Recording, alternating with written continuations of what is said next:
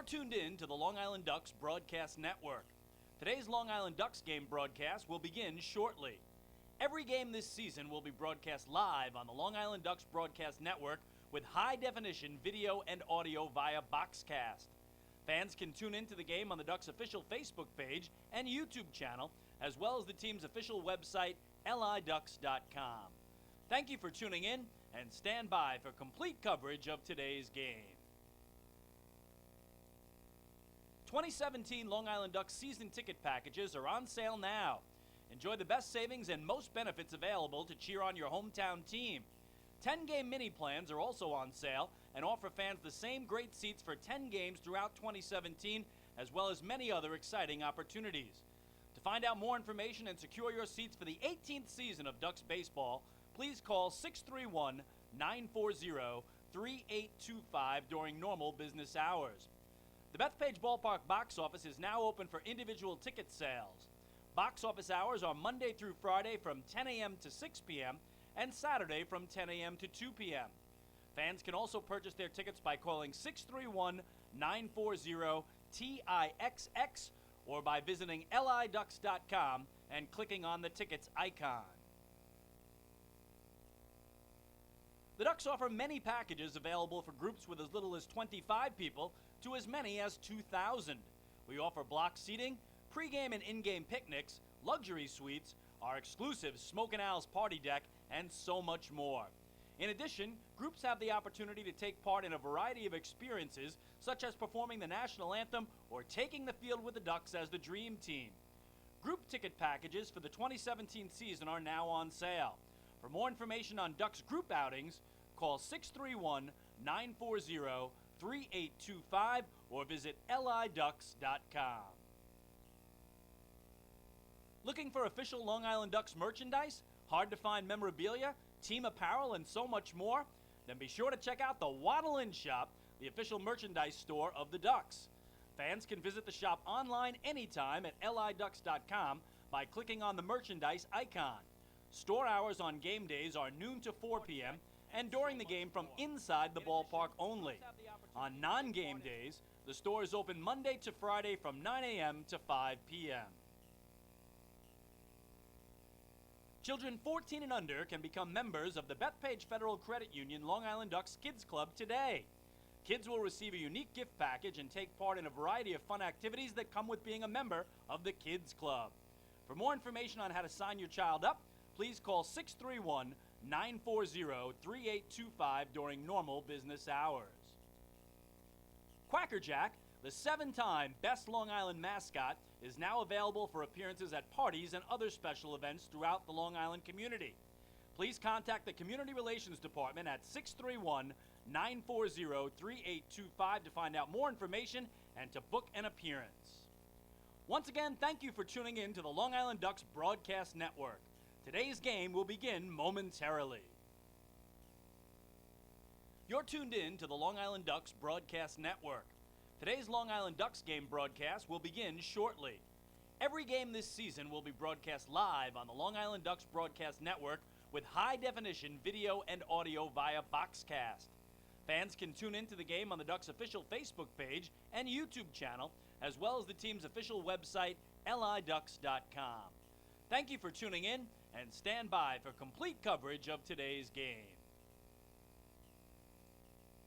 2017 Long Island Ducks season ticket packages are on sale now. Enjoy the best savings and most benefits available to cheer on your hometown team.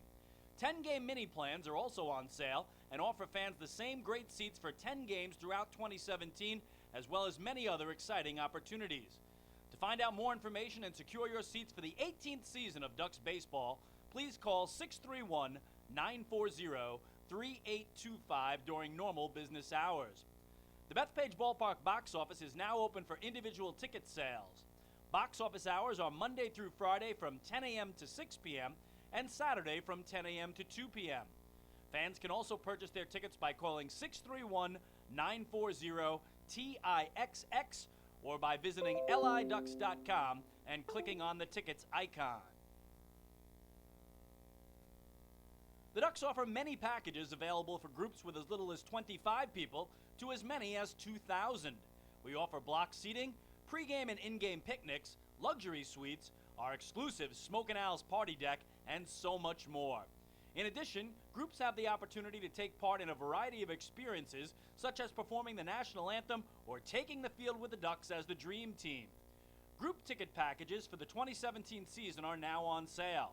For more information on Ducks group outings, call 631-940-3825 or visit liducks.com. Looking for official Long Island Ducks merchandise, hard-to-find memorabilia, team apparel, and so much more? Then be sure to check out the Waddle In Shop, the official merchandise store of the Ducks. Fans can visit the shop online anytime at liducks.com by clicking on the merchandise icon. Store hours on game days are noon to 4 p.m. and during the game from inside the ballpark only. On non-game days, the store is open Monday to Friday from 9 a.m. to 5 p.m. Children 14 and under can become members of the Bethpage Federal Credit Union Long Island Ducks Kids Club today. Kids will receive a unique gift package and take part in a variety of fun activities that come with being a member of the Kids Club. For more information on how to sign your child up, please call 631-940-3825 during normal business hours.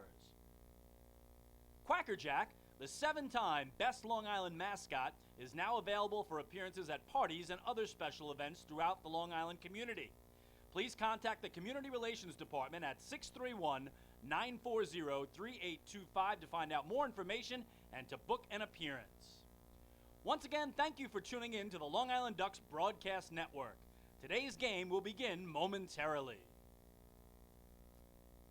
You're tuned in to the Long Island Ducks Broadcast Network.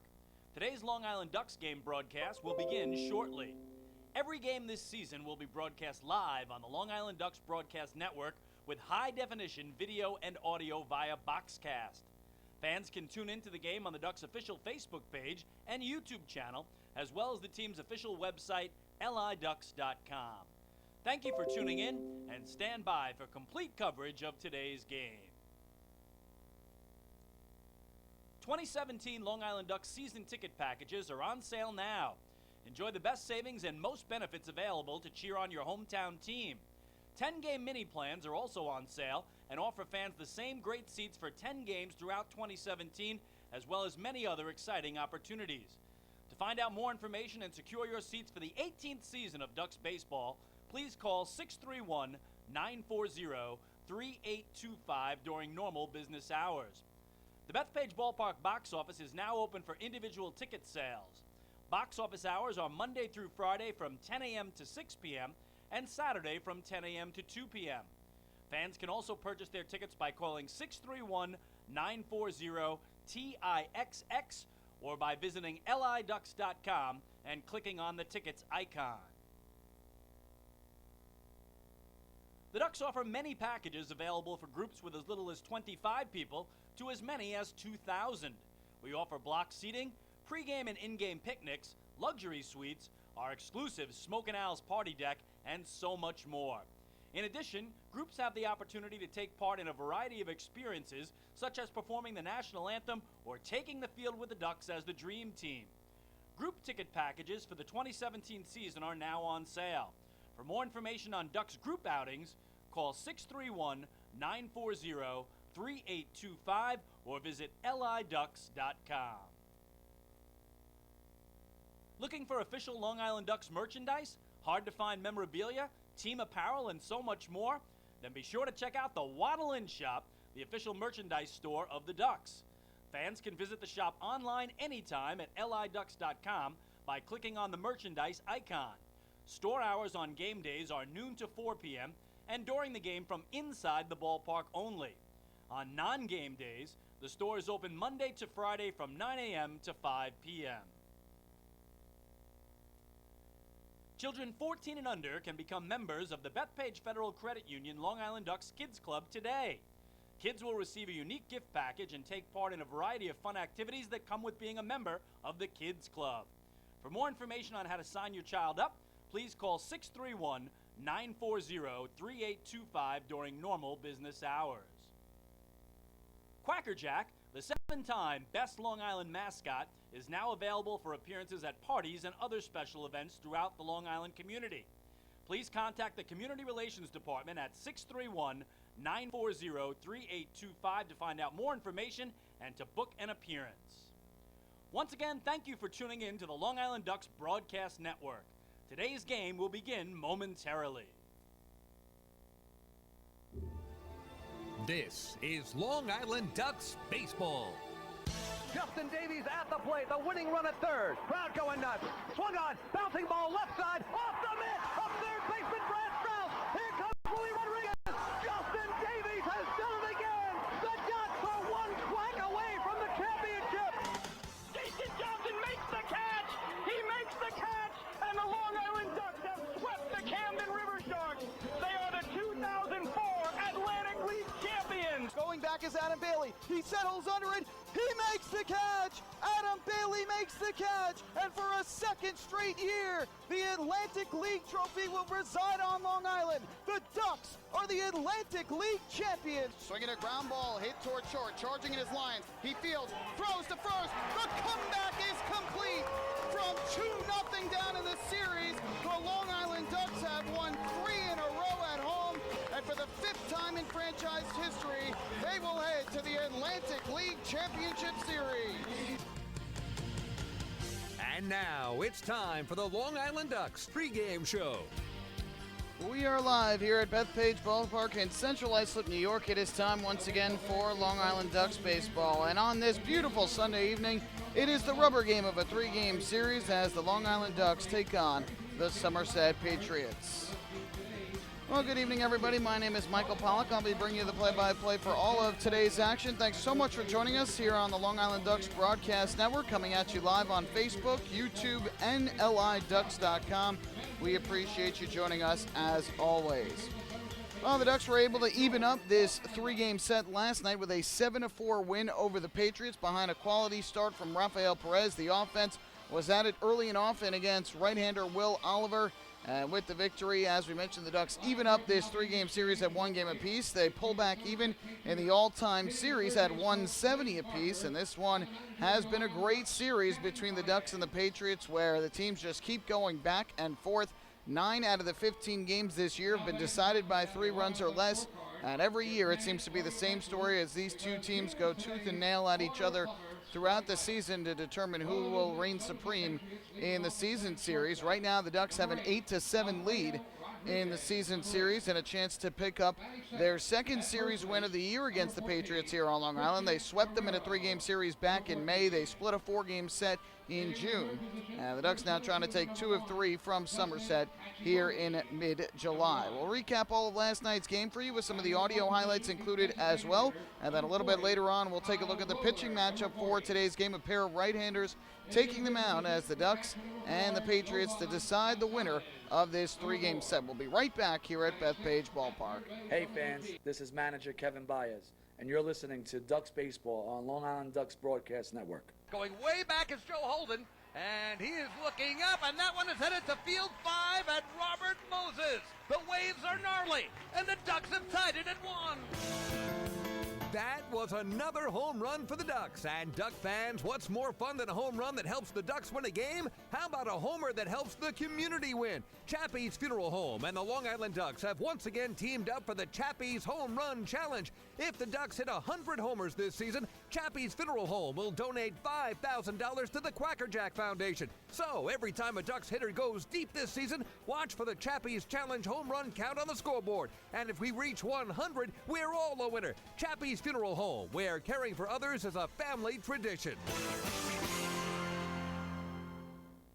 Can't get enough of the Long Island Ducks? Well, now you can get even more inside info on your favorite hometown team through Facebook and Twitter. The Ducks are constantly updating fans through social media with scores, transactions, ballpark promotions, and much more. You can even win great prizes. All you'll need to do is make a free account on Facebook and Twitter, and then visit us at facebook.com/LIDucks and twitter.com/LIDucks. Think you're Long Island's biggest Ducks fan? Get connected now.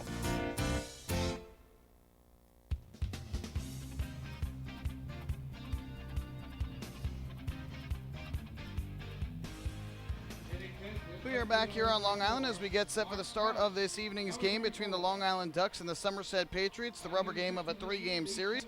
Ducks made this rubber game possible thanks to a 7-4 win last night here over the Somerset Patriots in front of a pass capacity crowd of 6,859, the 5th sold-out crowd of the year.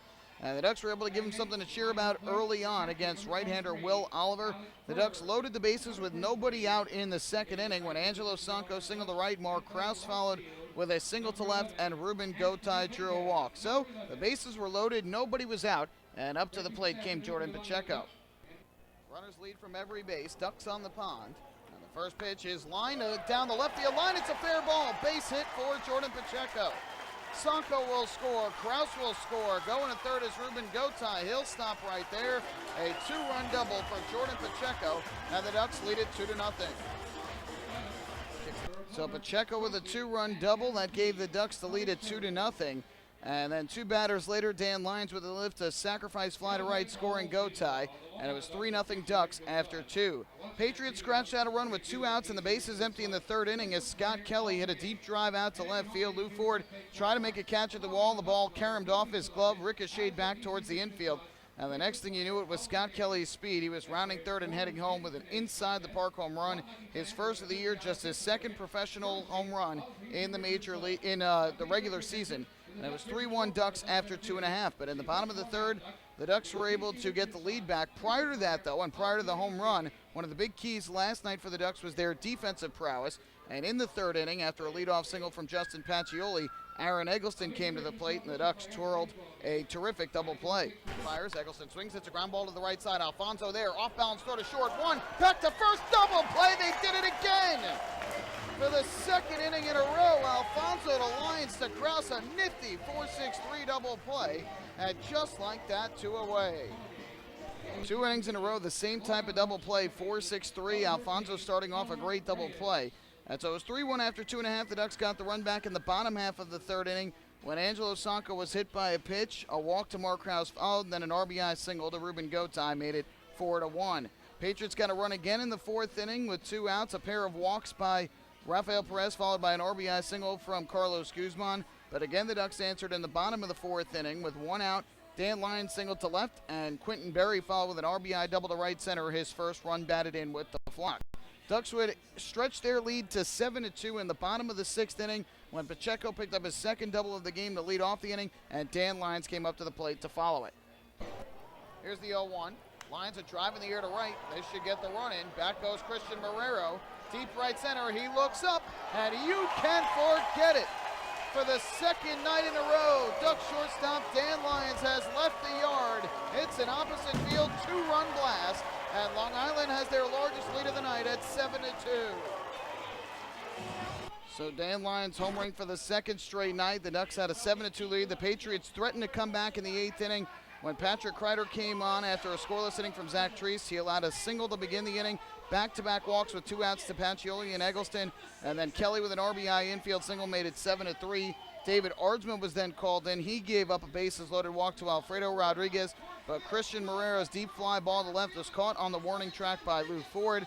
And then in the bottom half of the ninth inning, top half of the ninth inning, David Ardsman stayed in the game, struck out Yovan Gonzalez, got Kyle Roller to ground at first. Adam Donahue came to the plate trying to keep the game alive, but Lou Ford had other thoughts. 3-1 pitch. Donahue a drive in the air to left. Lou Ford on the run, heading in. He slides. Did he make the catch?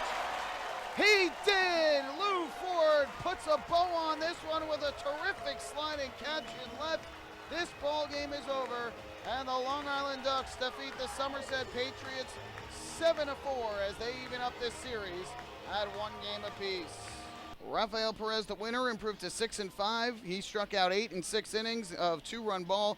Will Oliver, the loser, fell to 3-2, and David Ardsma his 8th save of the year. We'll take another break. When we come back, we'll look at the pitching matchup, the starting lineups, and then we've got the first pitch of this evening's game between the Ducks and the Patriots. Hey fans, this is pitching coach Billy Horn, and you're listening to Ducks Baseball on the Long Island Ducks Broadcast Network. Oh, I love it! The color of my new Nicolat patio is so vibrant. It's unlike anything I've ever seen. You're welcome. I'm just going to go finish that Nicolak walkway now. Make your pavers vivid Nicolak pavers. The best looking, most vibrant pavers with the most 3-color blends in the industry. Featuring Nicolak's exclusive paver shield and color blending technology. With color throughout and guaranteed not to fade. Live life in color with Nicolak. Visit Nicolak.com.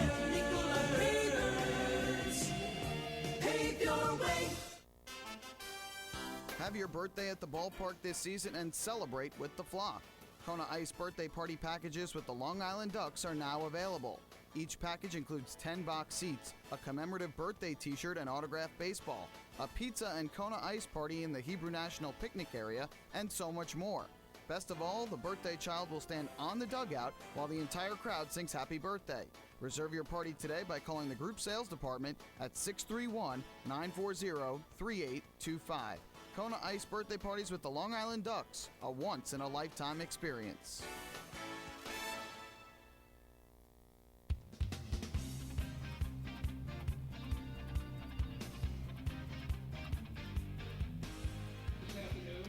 Back here on Long Island as the Ducks and the Patriots get set to do battle. Ducks have taken the field on this beautiful Sunday afternoon, and momentarily we'll have the national anthem. Ducks will send right-hander Dennis O'Grady to the mound. He's 4-5 on the season, a 5.17 ERA. This will be his 17th appearance, 12th start of the year, coming off a no decision last Friday in Southern Maryland when he allowed 4 runs in 5 1/3 innings. Meanwhile, the Patriots are going to go with right-hander Lucas Irvin. He takes the spot that was originally going to be Rick Teasley's start, but instead right-hander Lucas Irvin will go. Irvin 5-2 on the year. He's got a 4.26 ERA in 14 starts after 7 2/3 innings of 1-run ball last Sunday against the Sugarland Skeeters in a 2-1 win. Let's turn things over now down to the field for today's national anthem, which will be performed by the St. Agnes Cathedral Choir of men's, teens, and boys.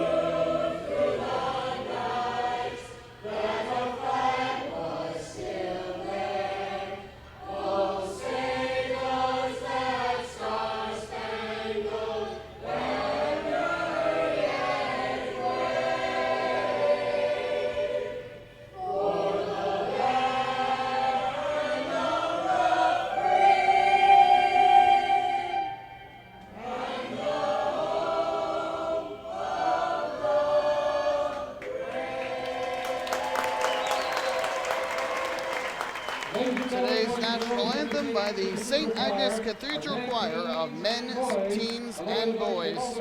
Ducks were joined on the field by members of the Seaford Little League, today's Dream Team, as well as Cub Scout Pack 400 out of East Northport. They were the color guard over on the first base side. Well, as we get ready for the start of today's game, it is time for today's starting lineups for the rubber game of the 3-game series between the Ducks and the Patriots. For Long Island, they will send Quentin Berry to begin. He is the center fielder after starting last night in right field.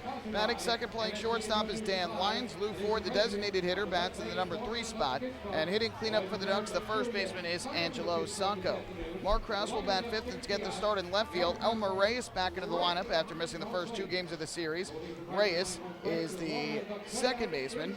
Ruben Gotay is at third base. He will bat seventh. Alex Berg, the catcher, hitting in the number 8 spot. And rounding out the order for the Long Island Ducks is their right fielder, and that is Anthony Vega.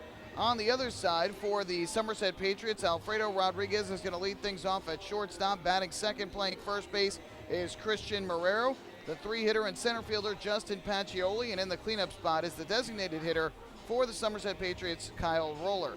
Yovan Gonzalez will do the catching and hit fifth. Carlos Guzman is at third base. He bats in the number 6 spot. Zach Recusin back in the lineup. He is in right field and will bat seventh. Hitting eighth and in left field, Aaron Eggleston. And rounding out the order for Somerset is their second baseman, and that is Scott Kelly. So we'll look at the starting lineup for both of these teams. Rubber game of a 3-game series. Ducks will continue their homestand tomorrow night when they open up a 3-game series against another division foe, that is the New Britain Bees. And meanwhile, the Patriots will continue their road trip as they head across the Long Island Sound to take on the Bridgeport Bluefish up at the ballpark at Harbor Yard. Could not ask for better weather on this Sunday evening. Sun shining, humidity is low, the temperature is perfect for baseball, and the crowd continuing to file in here on this Sunday evening for the final game of this 3-game series. It's also the last time these two teams will face each other here on Long Island during the regular season. Ducks currently have taken 6 of the first 9 meetings here at Bethpage Ballpark, trying to go 7-3 at home against their Liberty Division rivals. Teams will face each other in a 4-game set at TD Bank Ballpark in the middle of August. But if these two are to face again here at Bethpage Ballpark in 2017, it would be in the postseason. All right, we are just about ready to go. Dennis O'Grady is done with his warm-up tosses. Stepping into the batter's box from the right side will be the shortstop, Alfredo Rodriguez. And let's do it for the final game of this 3-game series. Ducks are in their alternate orange jerseys with the Sunday white hats. The Patriots are in the road gray uniforms. And the first pitch of today's game on the way. It's a fastball strike from O'Grady. We're underway. Start time of the ball game is 5:05. We begin right on time at 5:05 p.m. Here comes the 0-1 delivery. And Rodriguez lifts this one in the air down the right field line, slicing foul and out of play. 0-2. Of today's ball game is 82 degrees. 82 degrees is the first pitch temperature. A little warmer than it was here last night when it was 76 at the first pitch, but still very comfortable. And the fans loving this weather as they flock the ballpark for this series finale. 0-2 from O'Grady. Kicks and fires. Rodriguez takes downstairs.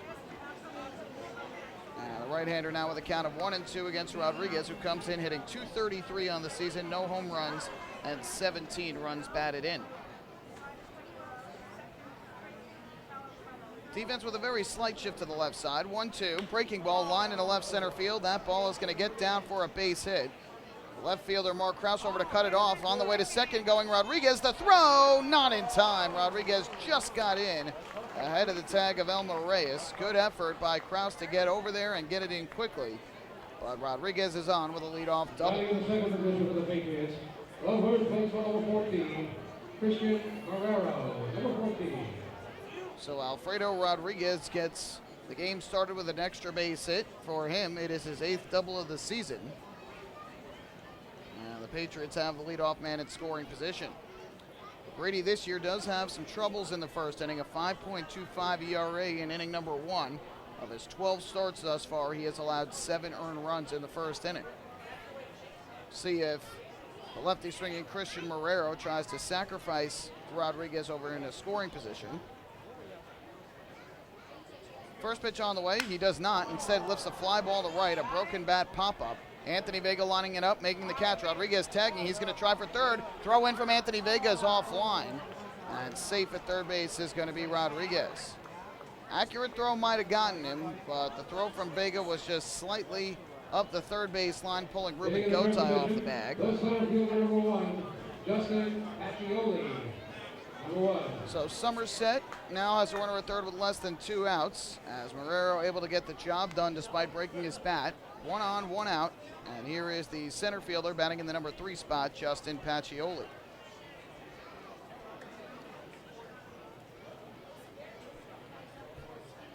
Get to the Ducks defensive lineup here momentarily. Righty-righty matchup as O'Grady works out of the stretch. First pitch on the way to Pacioli. Fastball popped up in the air to the left side of the infield. Lyon shading his eyes from the sun, but it's going to be the third baseman, Ruben Gotay, who makes the call and the catch. Big out there for Dennis O'Grady as the runner at third, Rodriguez, unable to move, 2 away. Well, as we mentioned earlier, Mark Krause starting in left field today. Quentin Berry gets the start in center field as Delta Cleary Jr. gets the day off. Phelan Lentini also out of the lineup for a second straight day. Anthony Vega goes in for his first start of the series. He will play right field. And on the infield from left to right, Ruben Gotay is at third base. Dan Lyons is the shortstop. Elmer Reyes, who had missed the first 2 games of the series, back in the lineup at second base. Angelo Sanco is over at first. And Alexberg back behind home plate doing the catching for Dennis O'Grady. First pitch here to Kyle Roller, swung and popped up again. Foul territory behind the plate off to the third base side. This will go back into the seats. Hit right off the top of a garbage can on the lower concourse. And the count 0-1. I don't know if that was Kyle Roller's way of telling Dennis O'Grady that pitch was garbage. Didn't seem like it, but Roller didn't get as good of a swing on it as he wanted and pops it foul. Kyle Roller hitting .365 this year for Somerset. 10 homers, 31 runs batted in. O'Grady's 0-1. And Roller takes inside. O'Grady tried to paint the corner with a fastball but missed. 1 ball and 1 strike. Alfredo Rodriguez remains at third. 2 away here in the top of the first inning. And now time is called as O'Grady had come set. Ducks 4-5 here in the second half, 40-39 overall this season. Patriots enter at 3-5 here in the second half and 45-33 overall. 1-1 pitch. Roller takes a fastball. That misses the inside corner, not by much. And it's 2-1. Derek Moshe calling balls and strikes as the umpire behind home plate. Richard Katz is over at first base and John Grasso around at third, the 3-man umpiring crew here on this Sunday evening. 2-1 from O'Grady. Roller a swing and a miss. Good changeup from the right-hander. Roller was out in front of it. Looked like a fastball coming in, but O'Grady took something off, throwing the changeup. That'll leave the count at 2-2, and O'Grady is strike 3 away from a scoreless top of the first inning. Defense with a shift here to the right side. Lions playing almost behind second at short. Here's the 2-2 delivery, and Roller takes down and in as O'Grady missed with the slider. And the count full at 3-2 with Jovan Gonzalez waiting in the on-deck circle.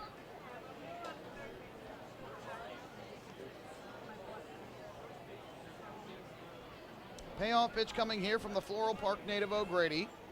Here it comes, and Roller bloops this one in the air foul down the left field line out of play. One hops off the warning track into the seats. And Dennis O'Grady requiring Kyle Roller to get some new lumber as he broke his bat on that pitch from the righty.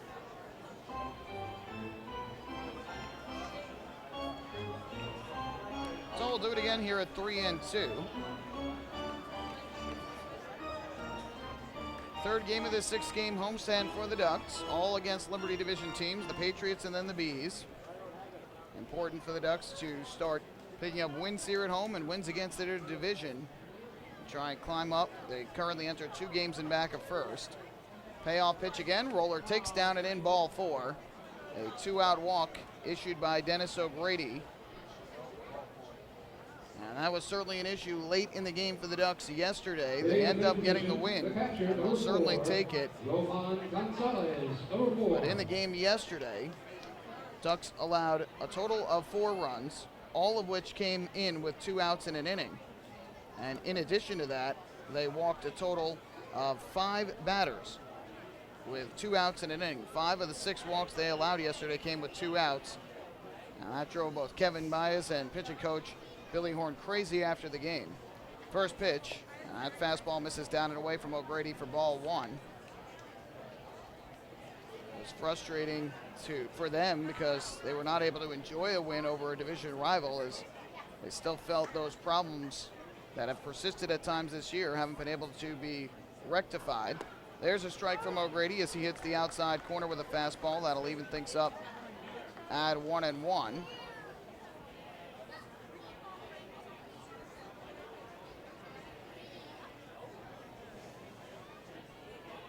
O'Grady works out of the stretch still. Here's the 1-1 pitch. Breaking ball, nubbed up the first baseline foul off the end of the bat of Gonzalez. It's 1-2. On the season, Gonzalez hitting .321 for the Patriots. 3 homers, 19 runs batted in. Was selected as an all-star this year once again. He's been a great player for this Patriots team the last couple of years. Count 1-2, and again O'Grady trying to work through this first inning without allowing a run. Rodriguez leads from third, Roller from first. 1-2 pitch, breaking ball down in the dirt, blocked by Berg. No, it gets away, back behind the plate, throw to the plate, not in time, as Rodriguez slid in ahead of the tag from O'Grady as he could not come up with it. It's a wild pitch and a run And that'll even the count at 2-2 and give the Patriots a 1-0 lead. So again, with 2 strikes and 2 outs, the Ducks cannot avoid giving up the run. As the wild pitch from O'Grady produces the run. So it's 1-0 in favor of Somerset, and now a 2-2 count on Gonzalez.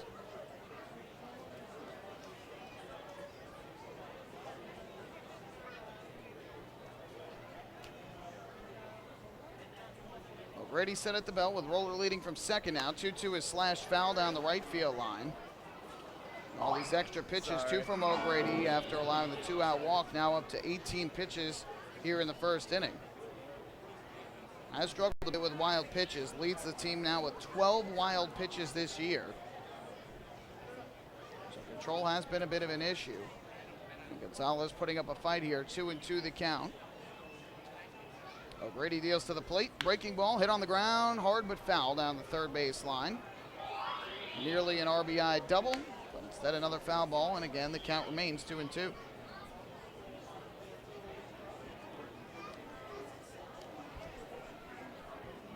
Ducks had scored the first run in each of the first 2 games of this series. They won 1 and lost 1, so not a real indicator in terms of who's going to win, just based on which team scores first. Again, a 2-2 from O'Grady. And Gonzalez takes the breaking ball low and outside. It's 3-2. We talked about this yesterday. This is a Somerset team that does not swing very often. They are a very patient bunch. They tend to avoid chasing at pitches out of the zone. This year they have drawn 329 walks, well more than any other team in the league. Next closest is Lancaster at 266. Payoff. Gonzalez rips one as short, but knocked down by Lyons on one hop. He throws over to first for the out, and O'Grady avoids any further trouble. Patriots get on the scoreboard, though. They get a run on 1 hit and a 2-out walk, along with a 2-out wild pitch. No errors and a runner left on base after a half inning. It's the Patriots 1 and the Ducks coming to bat. Hey fans, this is pitcher John Brownell, and you're listening to Ducks Baseball on the Long Island Ducks Broadcast Network. Long Island's Ford Giant is celebrating its 60th year anniversary. Stop by Sayville Ford to check out their state-of-the-art showroom featuring enclosed service drives, luxurious customer lounge, and a larger selection to choose from. Get giant savings on hundreds of new and used vehicles in stock. Sayville Ford's 60th anniversary celebration is going on now. Visit SayvilleFord.com or download the Sayville Ford app today to learn more about Sayville Ford's 60th anniversary savings. Call 631-589-4800 today. Bethpage Ballpark is a great place to watch a ball game, so why not do so from some of the best seats in the house? The Ducks are proud to present the brand new Long Island Ducks Beer Garden. Open for all fans on nights when the Smokin' Owl's party deck has not been reserved. The Beer Garden will feature a variety of frosty draft and bottled brews, as well as several food choices. The area has been decked out with bar rail seating and Ducks branded furniture to provide a comfortable atmosphere for everyone. Be sure to stop by and check out the brand new Long Island Ducks Beer Garden on your next visit to the ballpark.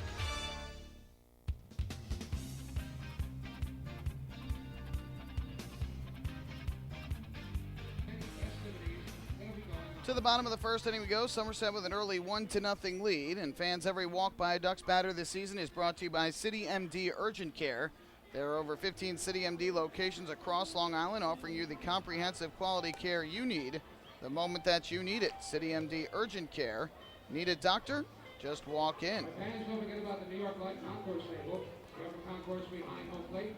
So the Patriots get on the scoreboard here first, thanks to the 2-out wild pitch from Dennis O'Grady. And now the Ducks will try and even things up. It'll be Quentin Berry leading things off, followed by Dan Lyons, and then Lou Ford here in the bottom of the first. So here is Quentin Berry to the plate to begin the bottom of the first inning. Right-hander Lucas Irvin, meanwhile, on the mound for the Somerset Patriots here on this Sunday afternoon. First pitch on the way from Irvin. And a breaking ball here to O'Grady, misses outside 1-0. Berry comes in at 273, 6 hits in his first 22 at-bats with Long Island. No homers and 1 run batted in. 1-0. And a fastball from Irvin misses high. 2 balls, no strikes. Again, Rick Teasley originally was going to start this game, but the Patriots last night deciding to switch things up and instead going with right-hander Lucas Irvin. Remember, Teasley started the All-Star game for the Liberty Division in his home ballpark, TD Bank Ballpark, earlier this week. 2-0. Berry takes all the way, and again, Irvin misses. This is high and outside. So Irvin quickly behind at 3-0 as he makes his 15th start of the season. Have to think Berry will take all the way here at 3-0. Irvin kicks and fires. Berry does take that. Breaking ball hits the outside corner for a strike, 3-1. Got Dan Lyons next, then Lou Ford. Lefty, righty, righty to begin for the Ducks here in the first. 3-1 on the way. And that's downstairs, ball 4. So a leadoff walk issued by Irvin to Quentin Berry. And our first walk of the day brought to you by City MD Urgent Care. There are over 15 City MD locations across Long Island. Need a doctor? Just walk in. City MD Urgent Care.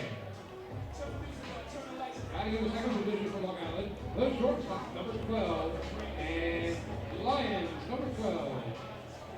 So that will bring to the plate Dan Lyons, the shortstop, who typically hits in the 9 spot of the order, but Kevin Baez moving him up to the 2nd spot today with both Lentini and Cleary Jr. out of the lineup. Throw over to first to check on Berry, who is back safely, and Ducks obviously like getting Berry on to begin the game as he produces a lot of speed. 3 for 3 already in the stolen base department.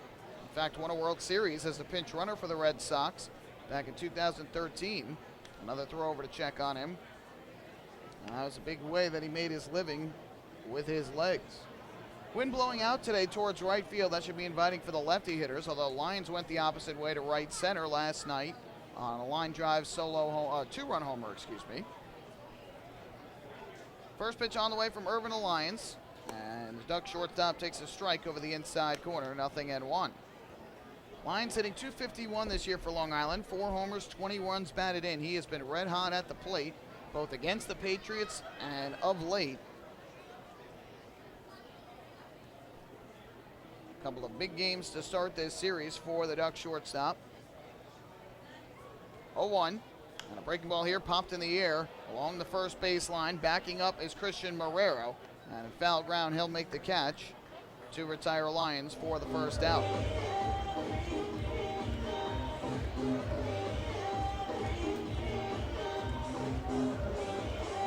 Hitting in the 3rd position for Long Island, designated hitter, number 20, Lou Ford. Number 20. So 1 on, 1 out now, and that'll bring Lou Ford to the plate. We'll see if Kevin Baez gets Quentin Berry moving at all to try and get him in a scoring position for Ford. Comes in hitting .289. A throw over to first to check on Berry, who is back safely. Ford had a tough night at the plate last night, saw his 10-game on-base streak come to an end. Trying to start a new one here this afternoon. Irvin steps off the rubber and will go through the signs again with his catcher, Yovan Gonzalez.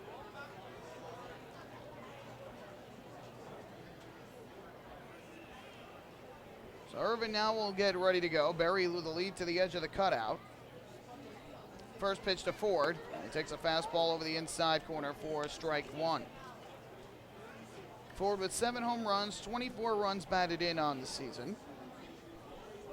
Joined the team at the end of May after missing the first month of the season as he recuperated and got himself ready to go. Berry bluffs, and the 0-1 breaking ball lifted in the air to right center field. Long run over for Zach Rakusin. He'll make the catch. Ford hit the ball hard, but stayed up there too long to get into the gap. Berry back to first base, 2 away, and that'll leave it up to Angelo Sanko. Angelo Sanko, number 26. So after the leadoff walk to Berry, 2 pop-outs from Lyons and Ford.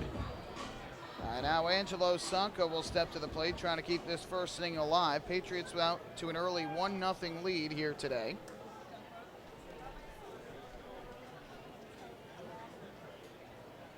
Sanko digs into the batter's box as Irvin works from the stretch. Throw over, and Berry dives back safely. Defensively for the Patriots, Aaron Eggleston starts in left field. Justin Pacioli is in center, and the right fielder, Zach Rakusin. On the infield, Carlos Guzman starts again at third base. The shortstop, Alfredo Rodriguez. Scott Kelly, the second baseman. And Christian Marrero, who started in right field last night, gets the start at first base this evening. First pitch to Sanko. Swings away, fouls it over the screen, straight back upstairs. And the count 0-1. Jovan Gonzalez doing the catching behind home plate for the right-hander Lucas Irvin. Comes in at 5-2, a 4.26 ERA on the season. 50 strikeouts to 28 walks and 76 innings of work. Oh-1 from Irvin to Sanko. Berry leads off first. Here's the pitch. And Sanko lifts the breaking ball in the air, foul to the third base side, out of play. Quickly 0-2 in favor of the Patriots right-hander.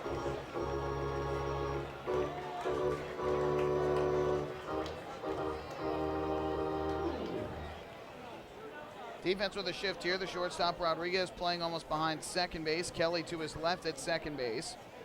And third baseman Guzman well off the bag. 0-2 from Irvin to Sanko. Irvin works slowly on the mound with the runner on base. Here's the kick and the pitch. Sanko swings at the breaking ball downstairs for strike 3. So Irvin's got his first strikeout of the night as he works around the leadoff walk to Quentin Berry. No runs, no hits, one left for the Ducks. After 1, Patriots 1 and Long Island 0.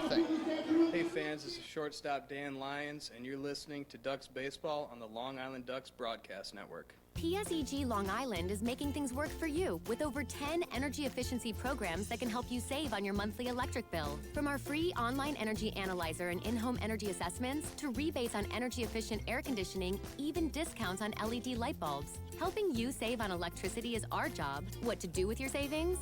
Flight 85 now boarding for the Magic of Orlando.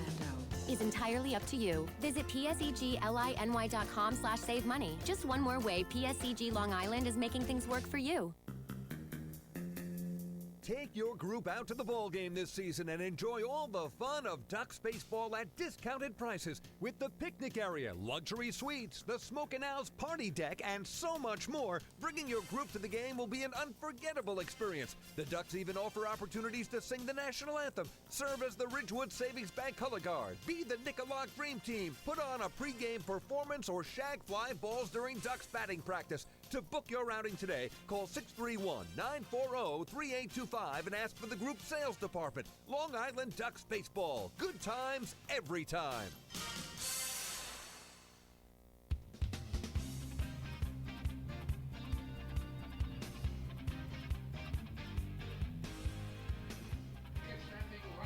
Second inning coming up here at Bethpage Ballpark. Patriots out to an early 1-0 lead. Time for the Ducks Health Report, and it's brought to you by Island Shore Physical Therapy, the official therapists of the Long Island Ducks. Good news is that Elmer Reyes is back in the lineup after missing a couple games with a bit of a problem with his right foot. He's okay, though, and back into the lineup, so obviously getting the start today. Otherwise, the Ducks are a healthy bunch. They have one player out on the disabled list right now, and that is Yuri De La Rosa. The left-hander is currently dealing with some arm tightness. But otherwise, the Ducks, outside of long-term injuries, are healthy. Here's Carlos Guzman to begin the second inning. It'll be Guzman, Zach Rakusin, and Aaron Eggleston as the three to bat in this second inning. Dennis O'Grady's first pitch is a fastball that misses high and outside for ball 1. Guzman at .254 on the year for the Patriots, 2 homers, 36 runs batted in. From the stretch, the 1-0. And this breaking ball driven in the air to deep right center field. Quentin Berry going back to the track at the wall, and you can forget it. A solo home run to right center field off the bat of Carlos Guzman. His third home run of the season, and the Patriots double their lead to 2-0.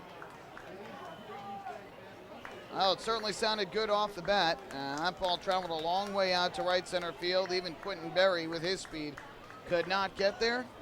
Home run number 3, 37th run batted in. And the Patriots lead by 2. Well, home runs have been a problem for O'Grady. Along with his control issues, he has had trouble keeping the ball in the yard. That's the 13th home run he has given up this season.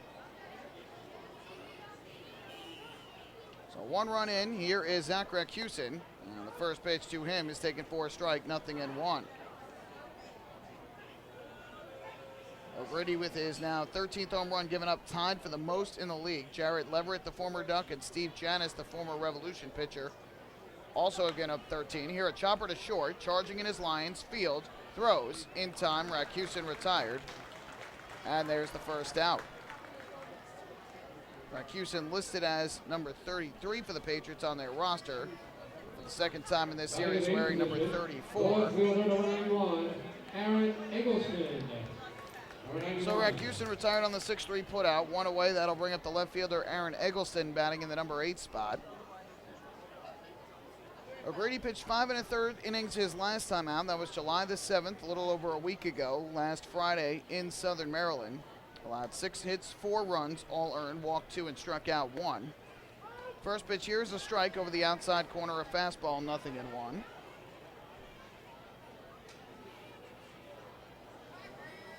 Eggleston at 265 with a home run and 25 runs batted in. 0-1. And there's a fastball strike over the inside corner. Quickly 0-2.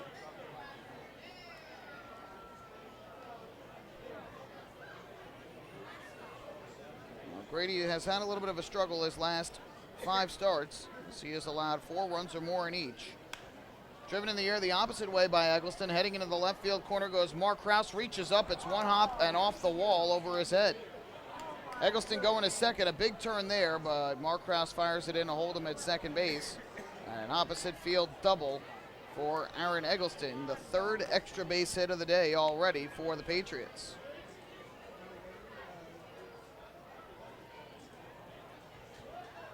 Hitting in the ninth position for the Somerset Patriots. So Eggleston doubles. That is his 10th double of the season. And Somerset gets another runner in a scoring position with 1 away for the second baseman, Scott Kelly. The Ducks pitching staff has been very good this year, but one guy they certainly want to start getting back on the right track is this man, O'Grady, who was very good at the start of the season, first out of the bullpen, then in the rotation. Again has gone into a difficult spell. Scott Kelly bunting, then pulls back and takes a strike. Fastball over the outside corner, knee high, 0-1. And as we mentioned, 4 runs or more in each of his last 5 outings. Prior to that, had allowed 4 runs or more just once in his first 11 appearances of the season. Now the righty's 0-1. Kelly takes inside. And that'll even things up at 1 ball and 1 strike. Kelly hitting .251 on the season for Somerset. He hit an inside the park home run to left field yesterday, as Lou Ford just missed making a grab at the left field wall, and by the time he was able to recover and realize that the ball was still on the field, Kelly was able to round third and head home. 1-1. Kelly off the end of the bat, foul back behind home plate. And O'Grady jumps ahead, add 1 and 2. Right-hander still looking for his first strikeout of the evening. Patriots with a 2-0 lead, 2 runs on 3 extra base hits thus far.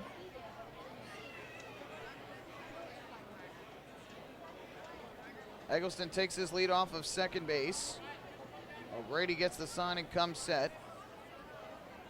Here's the 1-2. And Kelly, it chases down and away. He swings and misses for strike 3. Berg applies the tag. There's the first strikeout for O'Grady.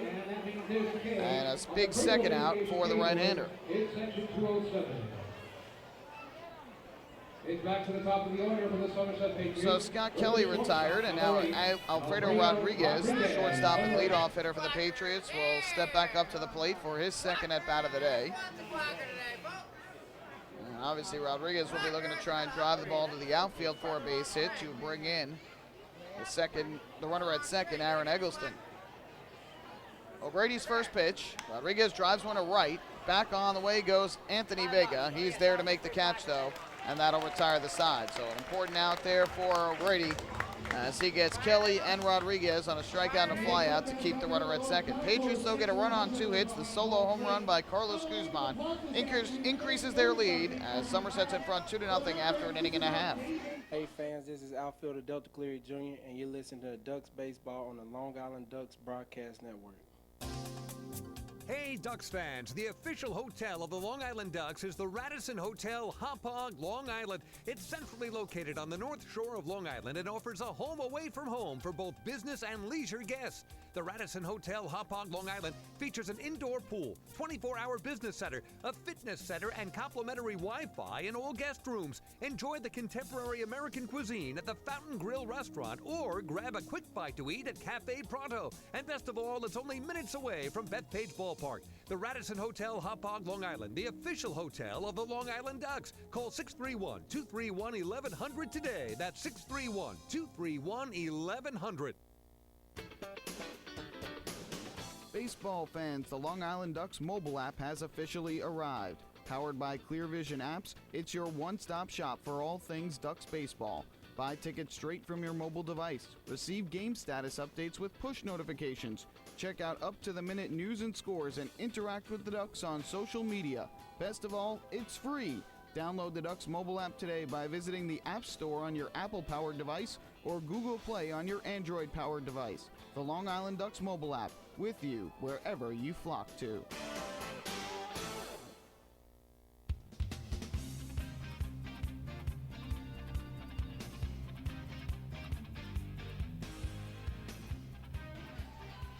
Bottom of the second inning coming up, 2-0 in favor of the Somerset Patriots. A reminder, fans, that tomorrow is session 1 of the Ducks annual youth baseball camps. And spaces are still available. You can sign up tomorrow at the ballpark. Arrive by 8:45. Registration begins at 9 o'clock. You'll get 3 days of instruction at the camp, lunch each day as well, an exclusive Ducks t-shirt, Kids Clinics t-shirt, and baseball cap combo.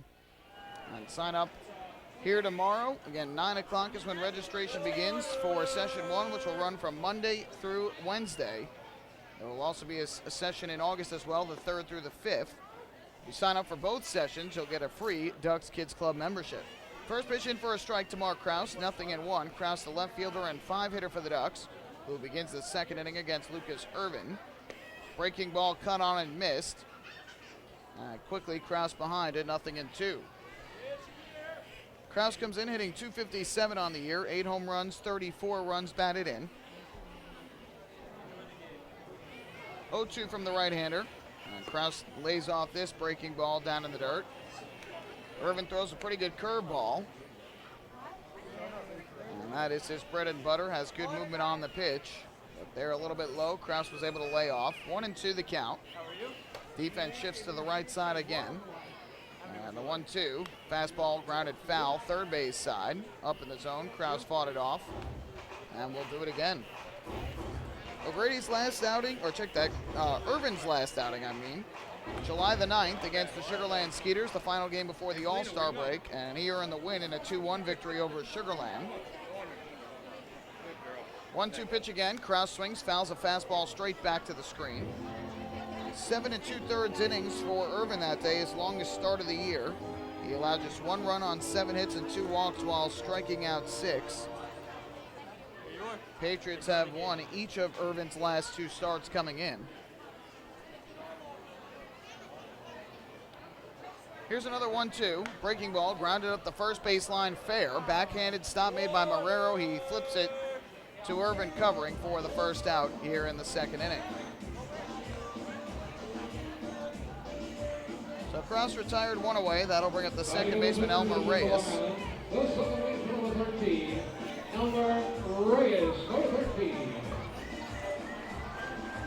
So Elmer Reyes will dig into the plate from the right side, and he'll have his first action of the series after missing the first 2 games with some foot troubles. Nothing serious, but Kevin Baez giving him some extra rest. First pitch taken downstairs for ball 1. He also missed the first 2 games of the series down in Southern Maryland prior to the All-Star break, but did play the entire game in Bridgewater during the All-Star game. 1-0. Fastball popped up in the air to center field. Justin Pacioli moving in and to his right. Aaron Eggleston converging as well. And it's Pacioli who makes the grab. So Reyes retired on the fly ball. Now 5 straight retired since the walk to Berry to begin the bottom of the first. 2 down, that'll leave it up to Ruben Gotay.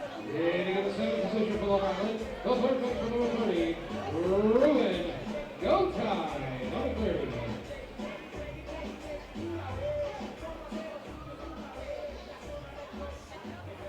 So here is the switch hitting Ruben Gotay stepping to the plate from the left side against the righty Irvin.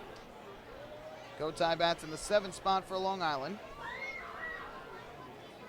Out of the windup, first pitch on the way. Gotay takes a fastball over the outside corner for strike 1. Gotay enters a .260 on the season for the Ducks, 2 home runs and 7 runs batted in. Second season with Long Island after spending the majority of 2016 with the Ducks. 0-1, swing and a miss out in front of the fastball that time from Irvin. And the Patriot right-hander quickly ahead at 0-2, throwing a lot of strikes here after that walk to the leadoff batter of the bottom of the first.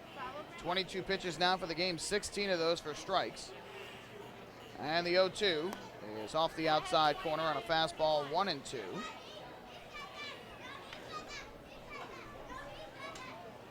Crowd continuing to file in on this summer Sunday afternoon for Sunday Family Fun Day. Pre-game autographs before the game, kids run the bases after the game. And the first 1,500 fans in attendance today got to take home a yellow and navy baseball, courtesy of Yellow Dog Lawn Care. 1-2 pitch. Gotay checks a swing on a breaking ball that misses downstairs. Good eye from Gotay, who was the team leader in walks last year. 2-2 the count. Defense straight away here for Gotay. Irvin winds and fires. 2-2 pitch. Breaking ball, that's high and outside. So Gotay's worked the count full after falling behind 0-2. If he reaches, Alex Berg will be next for the Flock.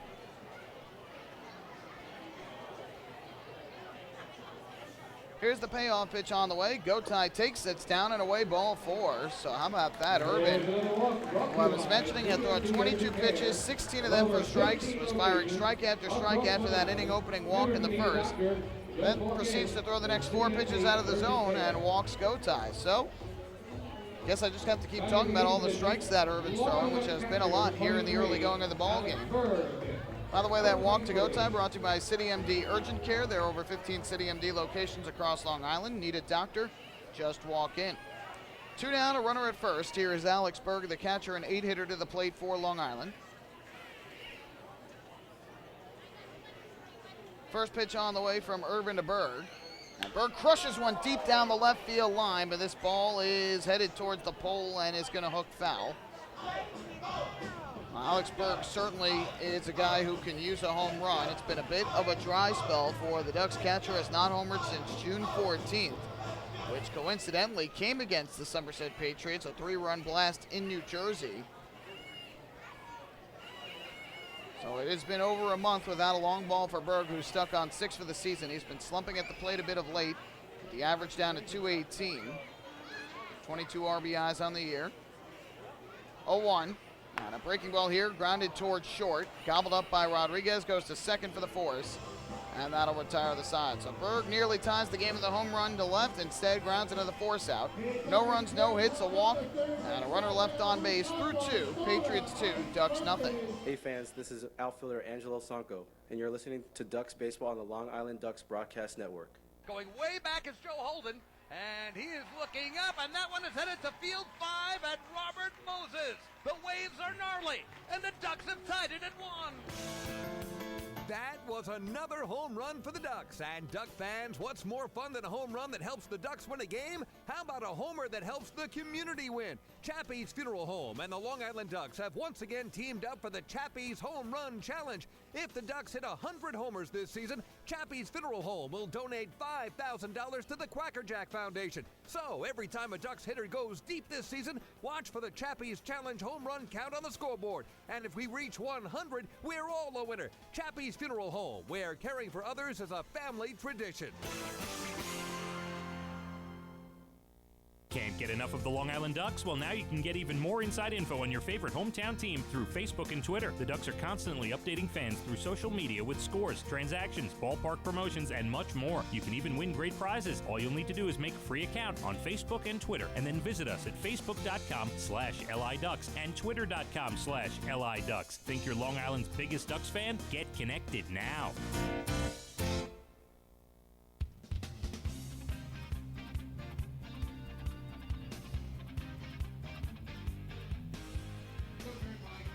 New York Sports Day is one of the largest independent New York sports news sources out there for coverage of the Long Island Ducks, the Mets, Yankees, major and minor league baseball, football, basketball, hockey, and soccer. Visit www.nysportsday.com. New York Sports Day, it's your independent Gotham sports news source. We move to inning number 3 as the Somerset Patriots here in the rubber game of a 3-game series out to a 2-0 lead against Dennis O'Grady and the Long Island Ducks. Once again, the homestand will continue tomorrow when the New Britain Bees come to town for a 3-game series. Monday, Tuesday, and Wednesday night, 6:35 the start times for all 3 games. Ducks will have an off day then on Thursday, and then they head to Lancaster, Pennsylvania to take on the Barnstormers in a 3-game weekend set. They'll enjoy another off day, and then they'll come back home for 3 more games against the Sugarland Skeeters next week. So after today, 6 of the next 9 Ducks games will be here at home. And following the All-Star break, 9 of 12 here at home. A place which has given the Ducks some trouble this year. The Ducks are just 19-19 here at Bethpage Ballpark. Christian Marrero to lead off the 3rd. He takes a fastball inside for ball 1. Lefty hitter against the righty pitcher. Kevin Baez has certainly said it many times. The Ducks have to be better here at home. They've been pretty good on the road. They are 21-20. At one point, we're much better than that. 1-0. Marrero swing and a miss. Foul tipped it into the glove of Berg. And that evens the count up at 1-1. The Ducks have to do a better job, of course, of defending their home turf. A win here today would be big to take 2 of 3 from the first half Liberty Division champions. 1-1. Marrero swings, pops it up in the air to short. Dan Lyons backing up a couple steps right on the edge of the outfield grass. He'll make the catch. And Marrero retired for the 2nd time in the air today. 1 out in inning number 3. For O'Grady, this is his 4th start of the year against the Patriots. 4th appearance, 3rd start. Pitched 3 scoreless innings of relief against them on April 26th in game 1 of a doubleheader. And then threw 7 shutout innings against the Patriots here May the 20th, in which he took a no-hitter into the 8th inning before allowing a single to Adam Donahue that ended his bid. He walked 3 that day, struck out 8, which is a season high for O'Grady. First pitch to Justin Pacioli is a fastball on the outside corner for strike 1. Last time he faced Somerset, though, was a little bit of a struggle. That was June 22nd, the final game of a 4-game series, and he allowed 4 hits, 4 runs, 3 of them earned, and walked 5 batters in 5 innings, while striking out 5 in a 9-2 defeat. Breaking ball, another strike thrown by O'Grady, and he quickly jumps ahead 0-2 on Pacioli, who popped out to 3rd his first time up. So O'Grady got Marrero to pop out, now ahead 0-2 on Pacioli. Right-hander comes set, kicks and fires. Pacioli takes a fastball just outside. Tried to paint the corner for strike 3, but missed. And the count 1-2. Kyle Roller will be next. Here's the 1-2 pitch. Now the breaking ball here down in the dirt. Skips away from Alex Berg. Pacioli was able to hold up his swing to even the count at 2-2. This Somerset team lost another one of its players yesterday. Tyler Bordnick had his contract purchased by the Milwaukee Brewers. He's going to head to AAA Colorado Springs, where he'll be teammates with former Ducks pitcher Andrew Barbosa. Pacioli, a ground ball right side, diving stop made by Sanko, flips to O'Grady, foot race to the bag, and O'Grady got there first. Nice play by Sanko and O'Grady to team up for the out as they rob Pacioli of the base hit to right, 2 away. Designated hitter, number 40, Kyle Roller, number 40. Sanko makes a diving play to his right, and he was in the right position anyway, playing well off the first base bag with the righty hitter. made the diving stop, and with Pacioli's speed, O'Grady had to get over there to first quickly. But he was able to beat Pacioli in the foot race to the bag as Pacioli slid head first. Did not help his cause, though. So 2 away, and that will leave it up to the designated hitter, Kyle Roller. First pitch from O'Grady, and Roller takes a fastball just inside and low, 1-0. Defense shifted to the right side once again. Elmer Ray is playing on the edge of the outfield grass. The shortstop Lyons on the first base side of second. And the third baseman, Ruben Gotay, playing where the shortstop normally would. Tom called it home plate. Ducks employed this shift throughout the series against Kyle Roller. 1-0. Breaking ball outside. Hasn't helped, though. Roller had 3 hits in yesterday's game and had a massive home run off of Matt Larkins that put the Patriots in front 2-1 on Friday night. It's been a tough out for the Ducks pitching staff. Now a good hitters count here to him. 2-0. Roller takes, and O'Grady misses down and in, 3-0. And another pitch away out of the strike zone from allowing a second 2-out walk of the ball game. Allowed one to Roller in the first inning, and then a wild pitch brought in Rodriguez before Gonzalez grounded to short. 3-0. There's a fastball strike over the outside corner, 3-1.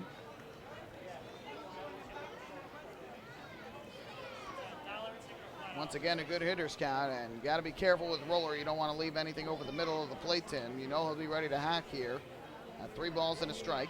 Here's the pitch. Roller drives one in the air to right center field. Back goes Quentin Berry. Still retreating back. He's going to get up to this one, though, and make the grab. Kyle Roller gave it a ride, but he is retired. O'Grady retires the side in order in the top of the 3rd inning. And that was another PSEG Long Island energy efficient inning with energy efficiency programs from PSEG Long Island. Saving on your electric bill is also as easy as 1, 2, 3. Visit PSEGLINY.com/save money. Just one more way PSEG Long Island is making things work for you. We head to the bottom of the 3rd, 2-0 Somerset. Hey fans, this is infielder Giovanni Alfonso, and you're listening to Ducks Baseball on Long Island Ducks Broadcast Network. PSEG Long Island is making things work for you with over 10 energy efficiency programs that can help you save on your monthly electric bill. From our free online energy analyzer and in-home energy assessments to rebates on energy efficient air conditioning, even discounts on LED light bulbs. Helping you save on electricity is our job. What to do with your savings? Flight 85 now boarding for the magic of Orlando. Is entirely up to you. Visit PSEGLINY.com/save money. Just one more way PSEG Long Island is making things work for you. Oh, I love it. The color of my new Nicolette patio is so vibrant. It's unlike anything I've ever seen. You're welcome. I'm just going to go finish that Nicolak walkway now. Make your pavers vivid Nicolak pavers. The best looking, most vibrant pavers with the most 3-color blends in the industry. Featuring Nicolak's exclusive paver shield and color blending technology. With color throughout and guaranteed not to fade. Live life in color with Nicolak. Visit Nicolak.com. Pave your way.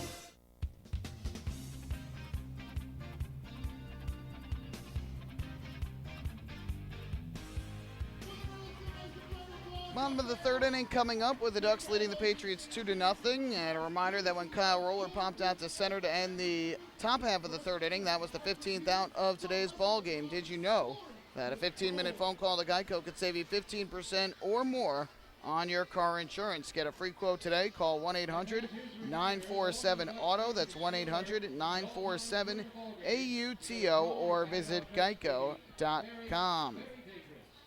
Michael Pollock here with you as we go to the bottom of the 3rd inning. Ducks trailing 2-0.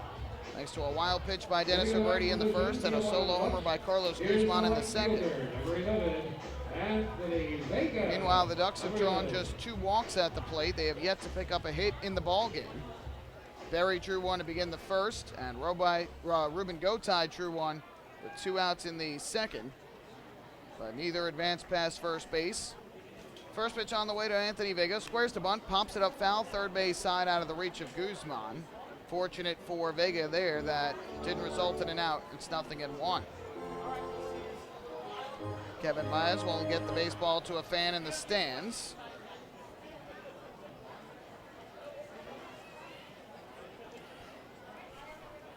0-1 here to Vega, who gets his first start of the series. He is hitting .212 on the season, a home run and 10 runs batted in. From the line, here's the 0-1. Vega takes off the outside corner, and that'll even the count at 1 ball and 1 strike.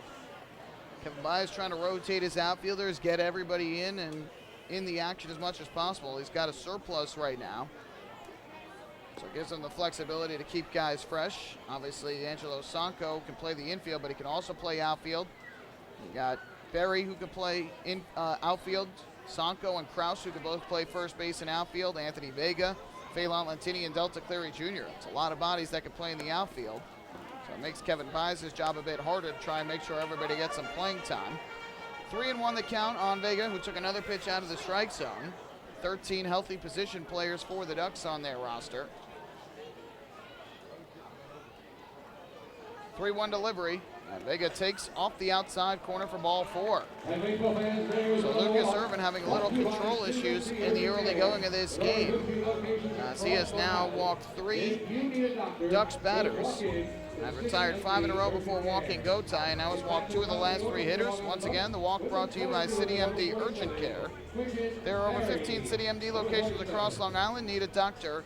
Just walk in.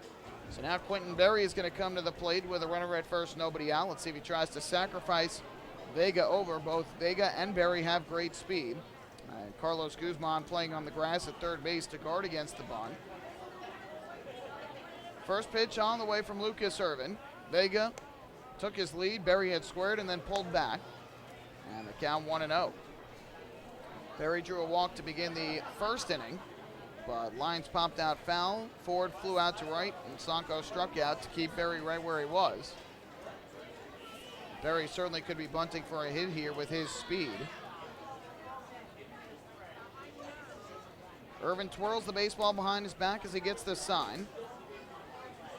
Vega leads off first. Here's the 1-0. Berry swings away and fouls it off at home plate.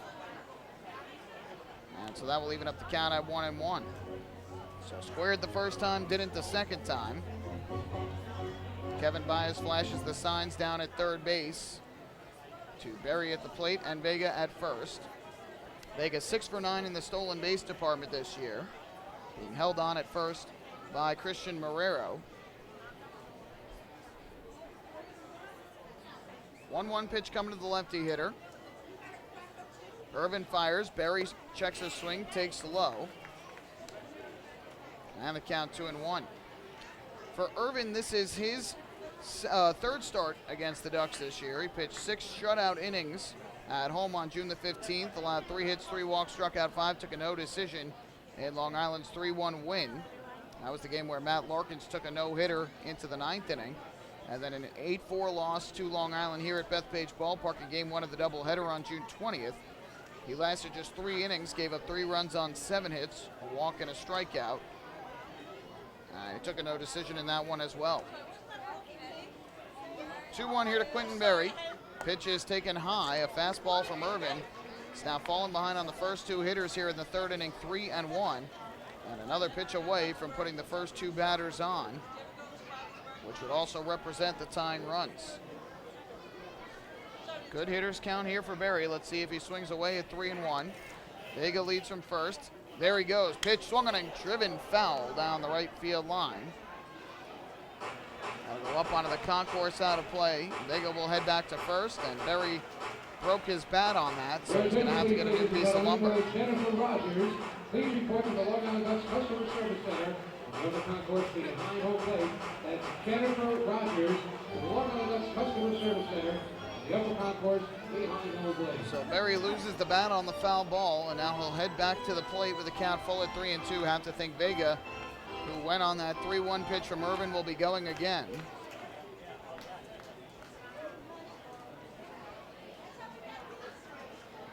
Irvin twirls the ball behind his back as he looks in for the sign from Gonzalez. Payoff pitch to Berry on the way.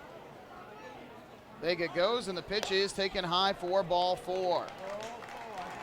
So Lucas Irvin walks back-to-back Ducks batters to begin the 3rd inning. Long Island showing the patience that we usually see from Somerset.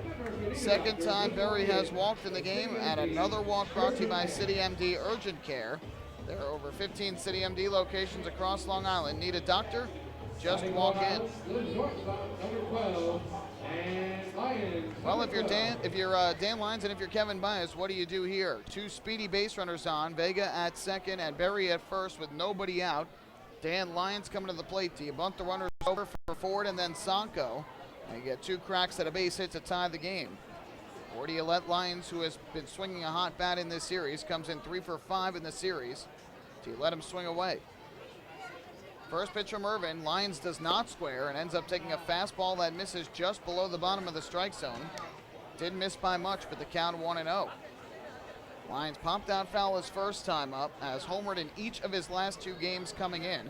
A 2-run blast last night, a solo shot the night before. Now it'll be a 1-0. Kick in the pitch. Lyons takes, and Irvin misses again. I think that's probably part of it, is Kevin Byas not asking Lyons to square and bunt because he doesn't want to give up an out with the way Irvin is missing the strike zone. Kind of thrown 16 of his first 22 pitches for strikes, but now 41 pitches in the game and only 21 of them for strikes. And he has walked 3 of the last 4 Ducks batters that have come to the plate. Good hitters count, 2-0. Lyons takes a breaking ball, that catches the inside corner.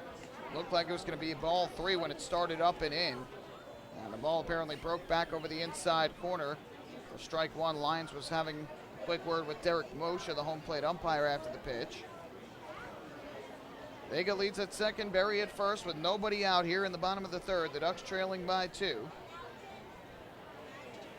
2-1 count. Here's the pitch. Lyons swings, drives one in the air to right center. That ball's hit well. Back goes the center fielder, Pacioli. He dives, and he makes the catch. Oh, what a grab. Now they might have Vega at second, and they will a double play. Oh, what a tough break for Long Island. Justin Pacioli makes an unbelievable diving catch in right center field to rob Dan Lyons of a 2-run double, and Anthony Vega is caught too far off of second base. And just like that, 2 down and a runner at first for Lou Ford. Well, that is the risky run, not bunting to move the runners over. And tough for Lyons, who drove that ball very hard to right center field off the bat. Looked like it was going to be a no doubt 2-run double. And yet somehow Pacioli came up with it for the fabulous grab and then doubled off Vega at second. First pitch, breaking ball misses inside of Lou Ford. And the count 1-0, and now the Ducks have to hope that Lou Ford can come up with the big hit, 8-4-6 on the double play as the put out at second base retires Vega.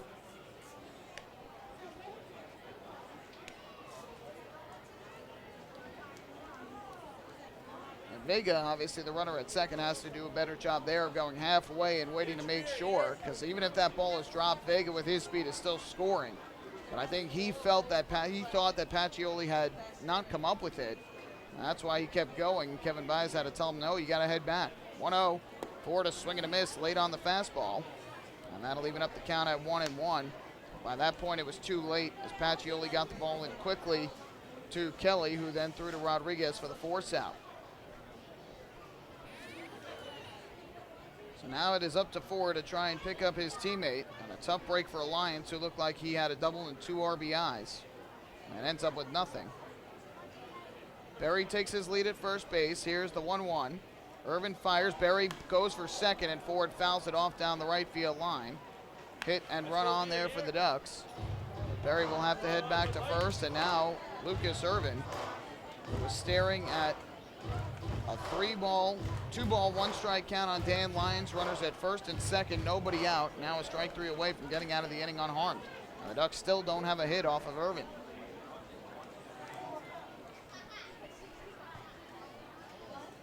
1-2 the count. Right-hander comes set again. Here comes the pitch. Berry goes, and Ford fouls it off again. First base side of home plate, out of play. Obviously, the Ducks would like to get the stolen base to get Berry in a scoring position for Ford, but with 2 strikes, Ford has to protect the plate. So you can't tell him not to swing because he's got to make sure that he does not take a called strike 3. Angelo Sanko would be next if Ford gets on base. Ford popped out to right his first time up, back in the opening inning. Another 1-2 from Irvin.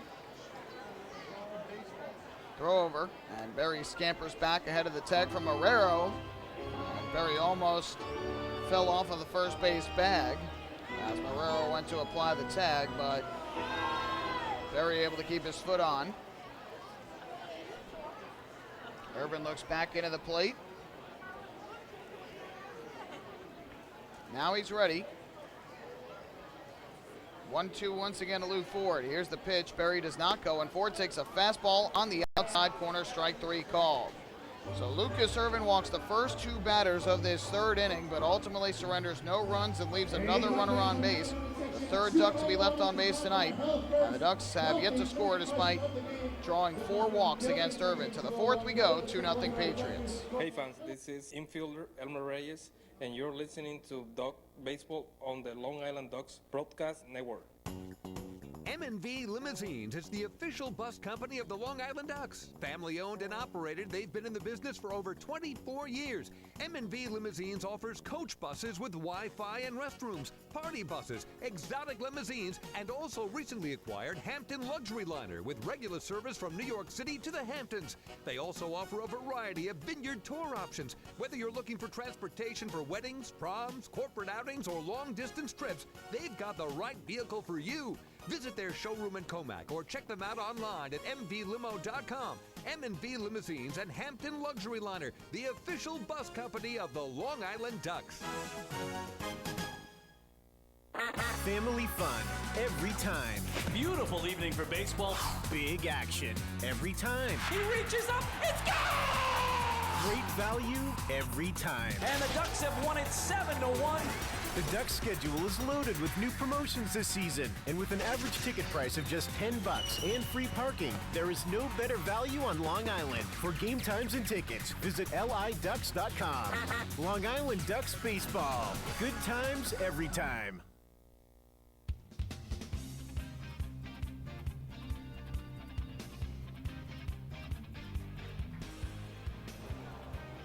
Back here at Bethpage Ballpark as we head to the top half of the fourth inning. Long Island Ducks have had their opportunities. Very similar feel here to Friday night's game where the Ducks left 12 on base and fell to the Patriots in the opening game of this series 3-2. Ducks are just missing out on opportunities.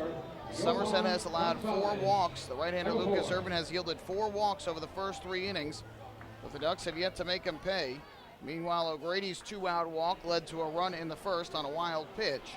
And the Patriots then added Carlos Guzman home run in the second to make it 2-0. Yovan Gonzalez swings first pitch from O'Grady, pops it up to the right side of the infield, right near the first base bag. Angelo Sanko will make the catch.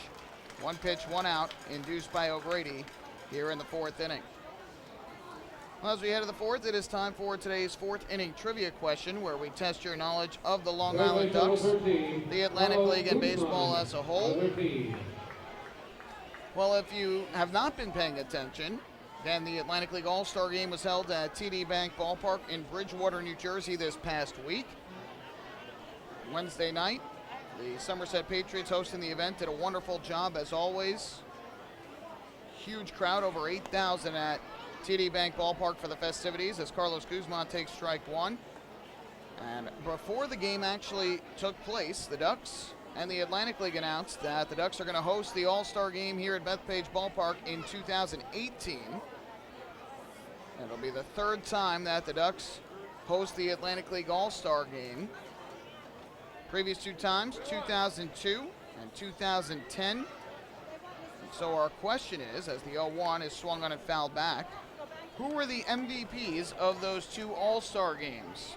The hint we will give you is that in neither situation was it a member of the Long Island Ducks, but we want to know who the MVPs were of the 2 All-Star games that have been played here on Long Island. 2002 on what was then Citibank Park, and in 2010 at what was then Suffolk County Sports Park. No balls, 2 strikes. The pitch coming up here to Carlos Guzman from Dennis O'Grady. Guzman homer to right center back in the 2nd inning, his 3rd of the year. Here's the pitch. Guzman checks a swing on a breaking ball down low. And that'll run the count to 1-2. So I'll let you think about it. We'll give you the answer in the bottom half of this fourth inning. Figure the question appropriate given the fact that the All-Star announcement was made this past week in the All-Star game for the Atlantic League, their 20th All-Star game hosted on Wednesday night. 1-2. Breaking ball again, misses from O'Grady. It's 2-2 to Guzman. Ducks right-hander has thrown 51 pitches to this point, 33 strikes. Not incredibly efficient, but certainly not laborious as well.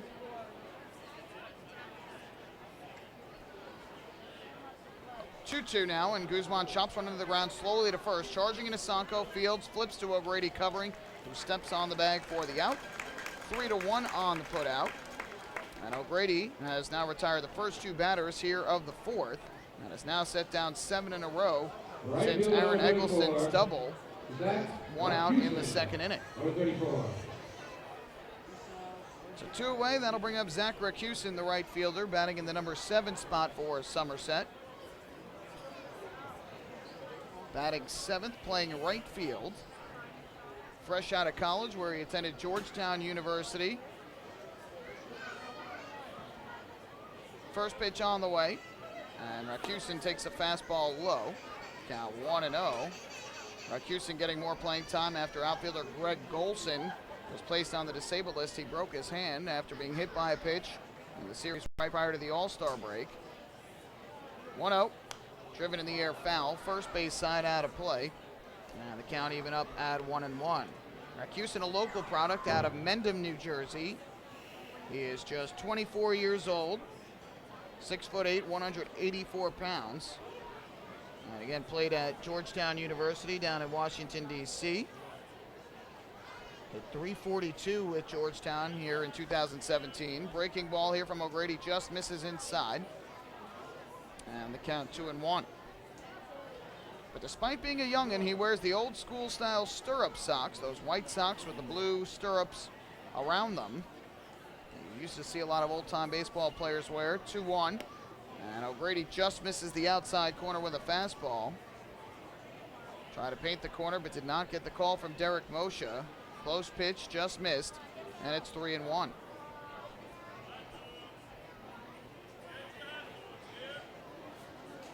Kick and the delivery on the way is downstairs, ball 4. And the dreaded 2-out walk given up by Dennis O'Grady, the second time he's walked a batter with 2 outs in this game. Happened to Kyle Roller in the first inning. So Rakusin, who was 1 for 8 coming into that at bat, draws the walk, and now the left fielder Aaron Eggleston, who had been the only Patriot batter to reach since the home run from Carlos Guzman in the second, prior to that walk, will come up to the plate. Rakusin takes his lead at first base, being held on there by Sanko. Throw over, and back safely is Rakusin. Eggleston went the opposite way to left field on an 0-2 pitch from O'Grady in the second, doubled into the corner. But got stranded there when Kelly struck out and Rodriguez popped to right. First pitch from O'Grady, runner bluffs, and Eggleston takes a fastball over the outside corner for strike 1.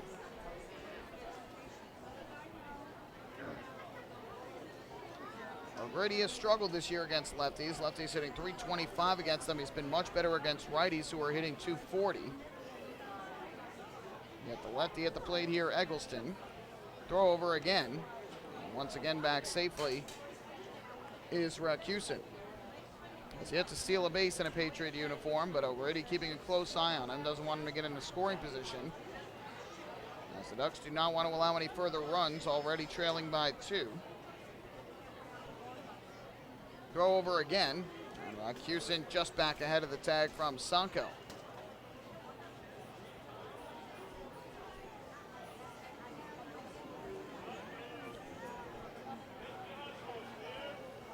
Patriots with 3 hits in the game, all for extra bases. Ducks still looking for their first hit of the day. Runner bluffs the 0-1, tapped into the ground foul right off the end of the bat of Eggleston. And so the count quickly 0-2.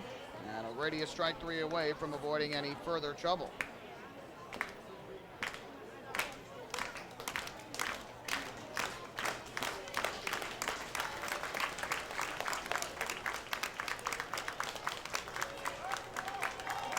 for the sign is the right-hander O'Grady. Now gets the pitch he likes. Here comes the 0-2, another throw over.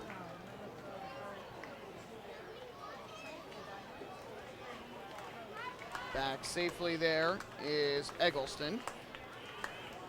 Back safely, Racusin, as Eggleston awaits at the plate. Wackerjack leading the fans here in 2-strike claps for O'Grady.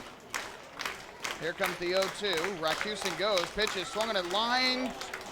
Foul just outside the third base line. Aaron Eggleston trying to poke one the other way for an extra base hit that might have brought in a run with Racusin's speed. But it just missed the third base line. And we'll do it again at 0-2.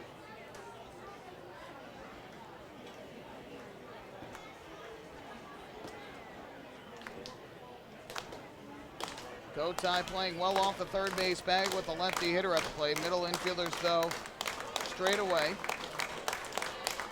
0-2. And Eggleston takes the fastball down and in, 1-2. O'Grady, as we mentioned, is somewhat of a local product out of Floral Park, New York, which is right on the border of Nassau and Queens, right next door to my hometown of New Hyde Park.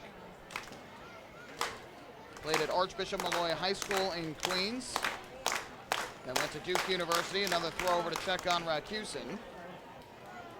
Got drafted out of Duke from the San Diego Padres, 34th round of the 2011 draft. Made it up to AAA, but never quite made his way to the big leagues.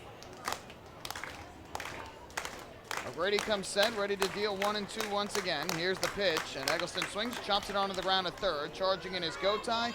Fields and throws across high, and the ball was dropped by Angelo Sanco. So safe at first base is going to be Eggleston. And the 2-out troubles again for the Ducks. It's going to be an error on Ruben Gotai on the high throw. Everybody is safe. And the Patriots now with 2 on and 2 away for Scott Kelly. Second baseman number 2, Scott Kelly. Number 2. For Ruben Gotai, his second error of the year. And again, the Ducks are giving free bases to the Patriots, and this is a team you cannot afford to do that to. 2-out walk to Zach Racusin, who is 1 for 8 in his professional career. An error by Ruben Gotai on the routine ground ball from Aaron Eggleston. And now Scott Kelly to the plate, who struck out his first time up, but still a good hitter. First pitch from O'Grady is grounded to third. Another chance for Gotai. He fields, goes the short way to second for the force. And that'll retire the side. So no harm, no foul. Patriots, no runs, no hits, an error, a walk, and 2 left on base after 3.5 innings. Somerset 2 and Long Island nothing. Hey fans, this is infielder Giovanni Alfonso, and you're listening to Ducks Baseball on Long Island Ducks Broadcast Network.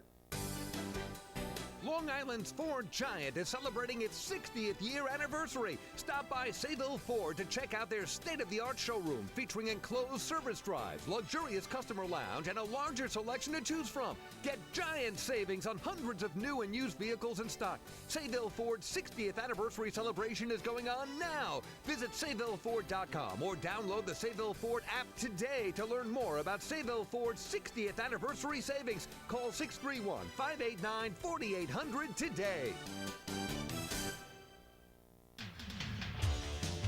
Bethpage Ballpark is a great place to watch a ball game, so why not do so from some of the best seats in the house? The Ducks are proud to present the brand new Long Island Ducks Beer Garden. Open for all fans on nights when the Smokin' Owl's party deck has not been reserved, the Beer Garden will feature a variety of frosty draft and bottled brews, as well as several food choices.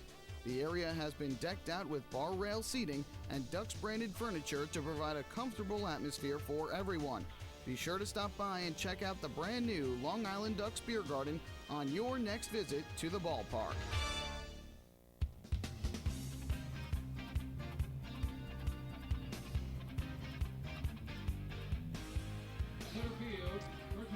We are back here at Bethpage Ballpark. We go to the bottom half of inning number 4. Long Island Ducks currently trailing the Somerset Patriots by a count of 2-0. Could have been more if not for O'Grady pitching around the 2-out walk and error. So we go to the bottom of the 4th inning, and as Angelo Sanco gets ready to come up to home plate for his second at bat of the day. Time for the answer to today's fourth inning trivia, where we test your knowledge of the Long Island Ducks, the Atlantic League, and baseball as a whole. We mentioned earlier that the Ducks will be hosting next year's Atlantic League All-Star Game for the third time in franchise history. They will host the Midsummer Classic. They hosted it back in 2002 and again in 2010.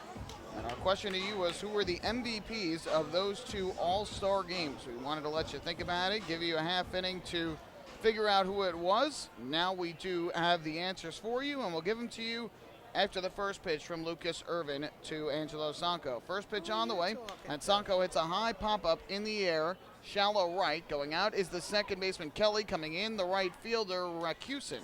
And Rakusin makes the catch for the first out as Angelo Sanco is retired on the first pitch. All right, time for the answers. Our first MVP was in 2002 when the South Division defeated the North Division 4-1. The answer was Steve Hine of the Atlantic City Surf. He was the MVP of that year's All-Star Game, which was the 5th ever Atlantic League All-Star Game. The Ducks again hosted the event in 2010. And the Liberty Division at the time defeated the Freedom Division 7-1 in that Midsummer Classic. In fact, that was the last time the Liberty Division ever won the All-Star Game. As the first pitch is taken for a strike on the outside corner, 0-1. Freedom Division has won 5 of the last 6 All-Star Games, and the only other one was when the Skeeters faced the Atlantic League All-Stars in 2014, when the event was hosted down in Sugar Land. Breaking ball here to Mark Krause is a strike, and Irvin quickly ahead 0-2. In 2010, Bridgeport Bluefish Steve Moss was the most valuable player here at what was then known as Suffolk County Sports Park. We'll see who gets the MVP honors next year when the Ducks host the event. 0-2, and the fastball hits the outside corner for strike 3. 3 pitches all taken by Mark Krause. Third strikeout from Irvin, and he has quickly retired the first 2 in order here in the 4th inning. That'll bring Elmer Reyes to the plate. Second baseman number 13, Elmer Reyes, number 13. Again, no official date has been announced for the All-Star Game, but it will indeed be held here at Bethpage Ballpark. Typically is held in early July. First pitch to Reyes, a fastball strike over the inside corner, 0-1. Reyes pumped out to center his first time up. And you can guarantee your seats for the Atlantic League All-Star Game by signing up for a 2018 season ticket package. Tickets for the All-Star Game will be included in all season ticket packages. 0-1 is a swing and a miss for strike 2. You can sign up for a full season ticket package now. You can visit the Ducks ticket kiosk here during any home game at Bethpage Ballpark. You can also call the ticket office 631-940-TIXX. So far, just 6 pitches for Irvin in the inning, all for strikes. A breaking ball here missed outside. I don't think that they granted time to Reyes, who seemed like he had asked for it. Maybe they did. Will not put a ball up on the scoreboard here. The pitch here is skied foul down the right field line, out of play. Derek Moshe has not indicated whether it's 0-2 or 1-2. Again, I didn't see him ask for or grant time to Reyes. The pitch came in at home plate. Irvin deals once again, and Reyes swings and lifts this one in the air to right. Moving in, Rakusin to settle under it, and he'll make the catch in an easy 1-2-3 inning for Lucas Irvin, who needs a total of just 8 pitches to get the side in order in the 4th. We go to the 5th inning, 4 hitless innings thus far from Irvin, and the Patriots still lead 2-0. Hey fans, this is pitcher Matt Larkins, and you're listening to Ducks Baseball on the Long Island Ducks Broadcast Network. PSEG Long Island is making things work for you with over 10 energy efficiency programs that can help you save on your monthly electric bill. From our free online energy analyzer and in-home energy assessments to rebates on energy efficient air conditioning, even discounts on LED light bulbs. Helping you save on electricity is our job. What to do with your savings? Flight 85 now boarding for the magic of Orlando. Is entirely up to you. Visit psegly.com/save money. Just one more way PSEG Long Island is making things work for you. Take your group out to the ball game this season and enjoy all the fun of Ducks baseball at discounted prices with the picnic area, luxury suites, the Smokin' Owls party deck, and so much more. Bringing your group to the game will be an unforgettable experience. The Ducks even offer opportunities to sing the national anthem, serve as the Ridgewood Savings Bank color guard, be the Nicolak Dream Team, put on a pregame performance, or shag fly balls during Ducks batting practice. To book your outing today, call 631-940-3825 and ask for the group sales department. Long Island Ducks Baseball. Good times every time.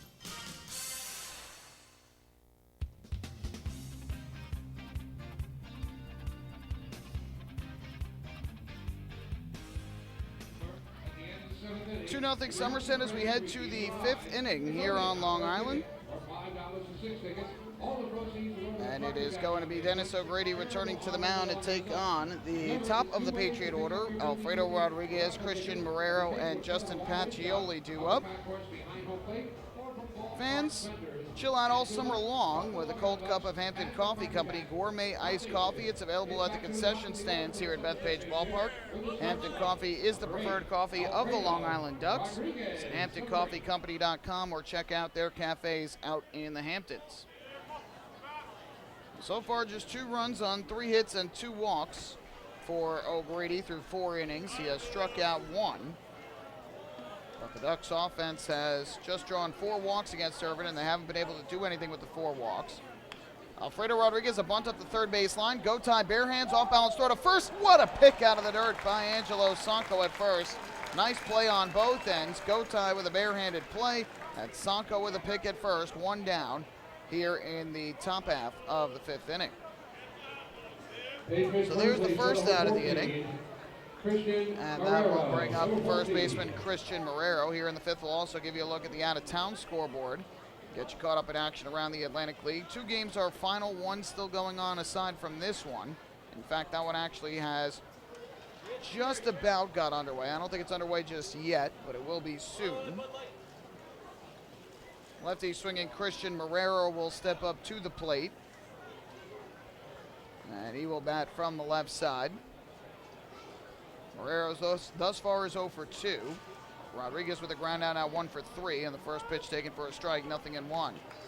First of the games that have gone final, it was the York Revolution defeating the Bridgeport Bluefish at Peoples Bank Park today 6-3. Frank Gailey, the winner, improved to 7-6. Former Duck Frank DeGiulio Jr. took the loss as he allowed 5 runs in 2 1/3 innings of relief.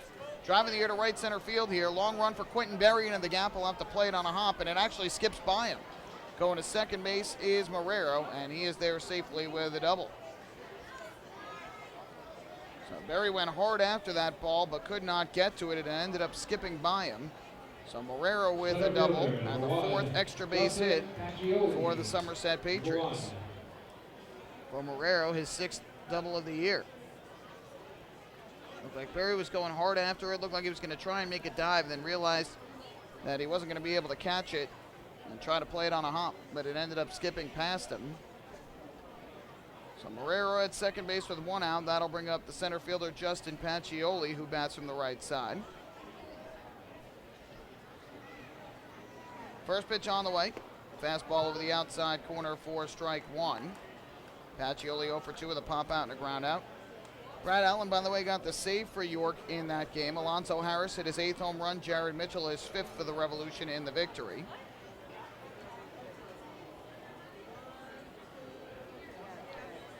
Breaking ball here from O'Grady misses low. That'll even the count up at 1-1. The New Britain Bees were able to rally back after allowing 2 runs in the top of the 9th that allowed Southern Maryland to tie the game. They get the walk-off win in the bottom half of the 9th inning, 5-4 up in New Britain. Sean Gilblair got the win to improve to 2-2. Jesse Beal, the loser, fell to 5-1.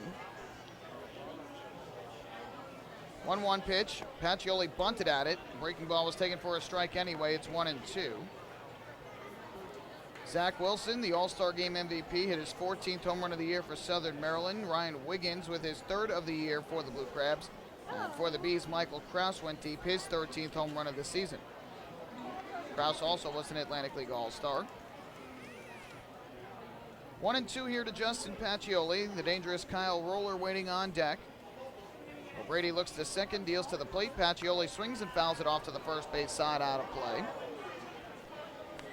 They'll get underway at 7 o'clock local time here on Long Island, 6 o'clock down in Sugar Land, Texas. Skeeters hosting the Barnstormers. Michael Nix, an all-star starter, will start for the Skeeters. Didn't start the all-star game, but he was a starting pitcher and did make an appearance in the all-star game. Actually, no, my mistake. He did start for the Freedom Division in the all-star game. And for Lancaster, Rami Lewis will get the start. Actually gave up a 2-run home run to Jovan Rosa, did Michael Nix, during the All-Star game in New Jersey. Another 1-2 to Pacioli, and he'll swing and ground this one to the right side. 2 hops for Elmer Reyes. The second baseman throws him out. To third base goes Marrero. And now runner at third with 2 away. Kyle Roller, number 40. Kyle Roller will now come up to the plate. On the Major League scoreboard, long day of baseball today at Fenway Park after a very long night. Almost a 6-hour game yesterday that went 16 innings. The Yankees defeated the Red Sox last night, and then a 4-hit shutout against the Red Sox today. Yankees take game 1 of a day-night doubleheader 3-0. CC Sabathia the win improved to 8-3. Rick Porcello, the loser, fell to 4-12. And Aroldis Chapman with his 9th save of the year. Kyle Roller pops one in the air to center field. Right there is Quentin Berry settling under it. He'll make the grab. And O'Grady with now 3 straight scoreless innings since the home run in the second. No runs, 1 hit, a runner left in scoring position for the Patriots halfway through on this Sunday evening, and Somerset leads 2-0. Hey fans, this is Yuri De La Rosa, left-hander pitcher, and you are listening to Ducks Baseball on the Long Island Ducks Broadcast Network.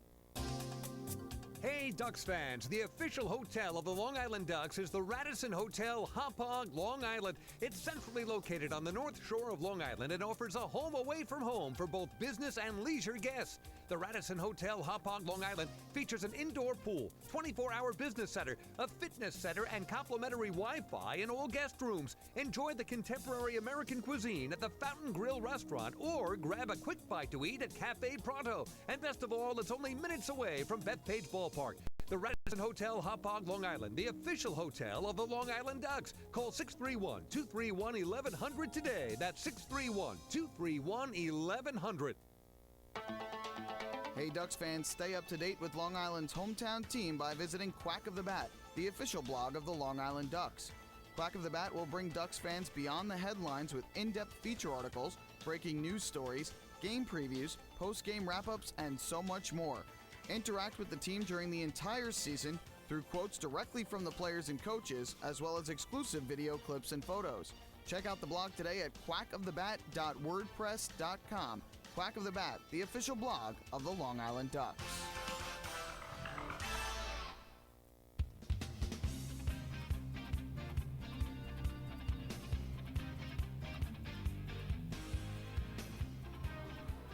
As we go to the bottom of the 5th inning, Somerset leading the Ducks 2-0. Long Island still looking for their first hit. They've drawn 4 walks, but have yet to play to run. Finishing up on the out-of-town scoreboard, as we mentioned, the Yankees won 3-0 over the Red Sox. Didi Gregorius hit his 11th home run of the year. Game 2 will get underway of the doubleheader at 8 o'clock tonight. It'll be Masahiro Tanaka for the Yankees and David Price for Boston. Mets fell in the series finale to the Rockies 13-4 at Citi Field. The winner was Jeff Hoffman. He improved to 6-1. Stephen Matz, the loser, fell to 2-3.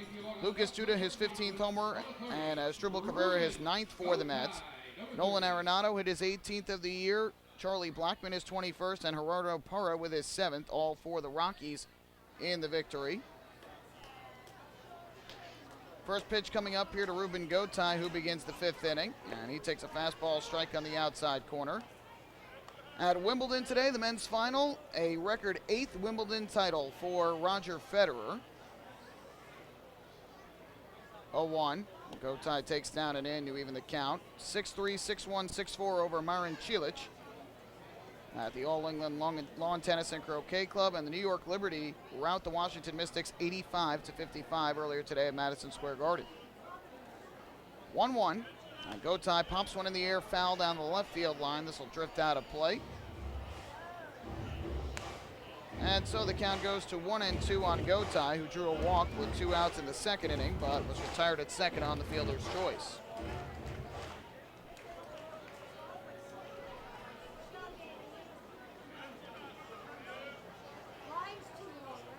Irvin looks in for the sign, shakes off Gonzalez a couple times. Now he's ready. Here's the 1-2. Gotay takes well off the outside corner.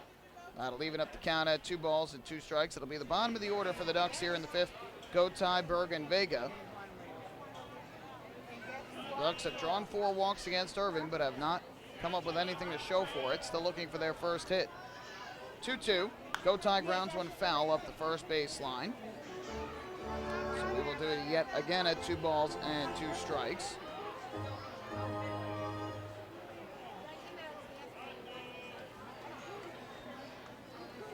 Irvin making his 15th start of the season, looking for his 6th win. O'Grady, meanwhile, has settled down after a bit of a rocky start.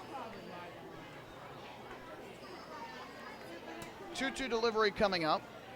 Irvin winds and fires, and Gotay swings and flies one in the air down the left field line. Long run over for Aaron Eggleston towards the line. And in fair territory, he makes the catch to retire Gotay for the first out of the inning. So Gotay pops out the other way, 1 down, and that'll bring up the catcher and 8-hitter, Alex Berg. Number 23, Alex Berg, number 23. Well, the fewest hits that Irvin has given up in a start this year is 3. That was against this Ducks team back on June the 15th at TD Bank Ballpark. He allowed 3 hits and 3 walks over 6 scoreless innings while striking out 5. First pitch breaking ball is in for a strike to Alex Berg, who grounded into the fielder's choice to end the second. And the count 0-1. Pitch on the way. Berg grounds this one as short. Gobbled up there by Rodriguez. His throw to first is in time. Easy for Rodriguez. 2 away. And that will leave it up to the right fielder, Anthony Vega. Ducks right fielder, number 11, Anthony Vega, number 11. This series has kind of summed up the Ducks' offense this year. Game 1, they managed just 2 runs. Despite getting a lot of base runners, they left 12 men on base. Game 2, great performance by the offense, 7 runs and 9 hits. As Anthony Vega bloops one down the left field line, that's going to drop in for a base hit. And a cheer from the crowd as the no-hit bid by Lucas Irvin done after 4 2/3 innings. As I was saying today, the Ducks, without a hit, have drawn 4 walks but no runs in the first 4 2/3 innings. Now they do have 1 hit as the 9-hitter Anthony Vega goes the opposite way. It's back to the top of the order for the Long Ducks with the center fielder, number 47, Quinton Berry, number 47. Ducks have had at least 1 base runner today in every inning but the 4th. But they need to find a way to do something with those runners and get them in.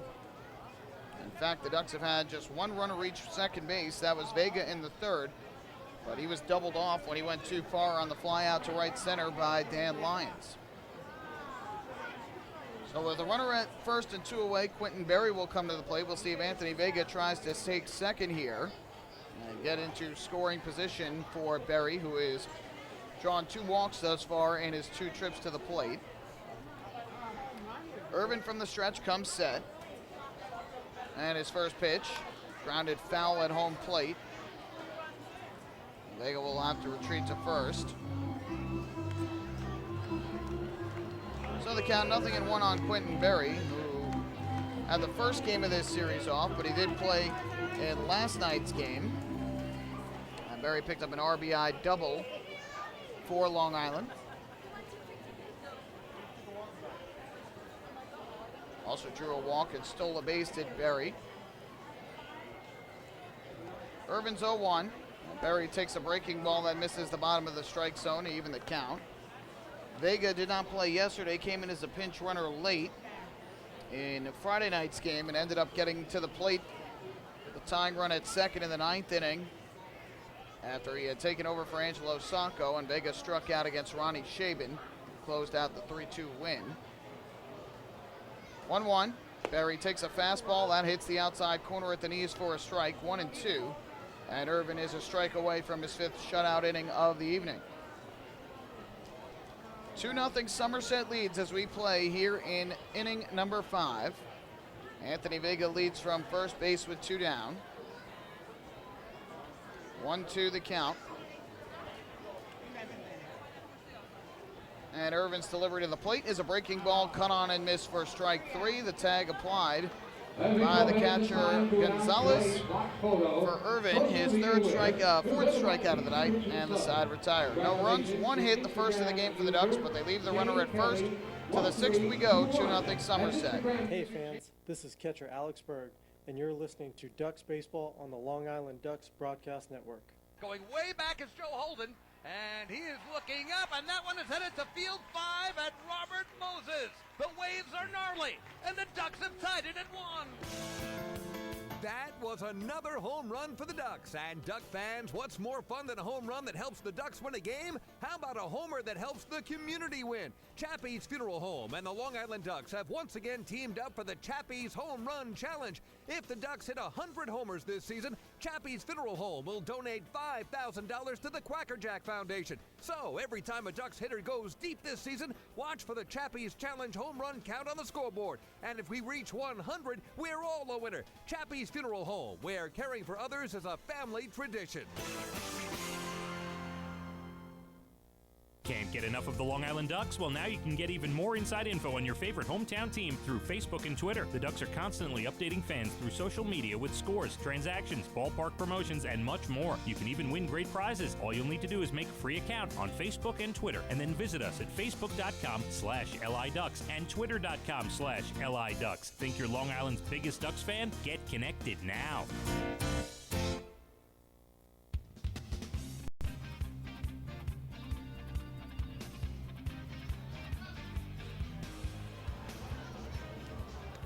To the 6th inning we go, 2-0 the Patriots lead the Ducks, and fans follow all season long as the Long Island Ducks try to meet the Chappie's Home Run Challenge. If the Ducks hit 100 home runs, then Chappie's Funeral Homes will donate $5,000 to the Quackerjack Foundation. Chappie's Funeral Homes, where caring for others is our family tradition. We'll have some difficult news to pass along. Bob Wolf, legendary sports broadcaster. The Ducks had a bobblehead day here a few years back for Bob Wolf. Called games across all sports. Don Larson's perfect game in 1956. Of course, the famous 1958 NFL championship game between the Giants and the Colts.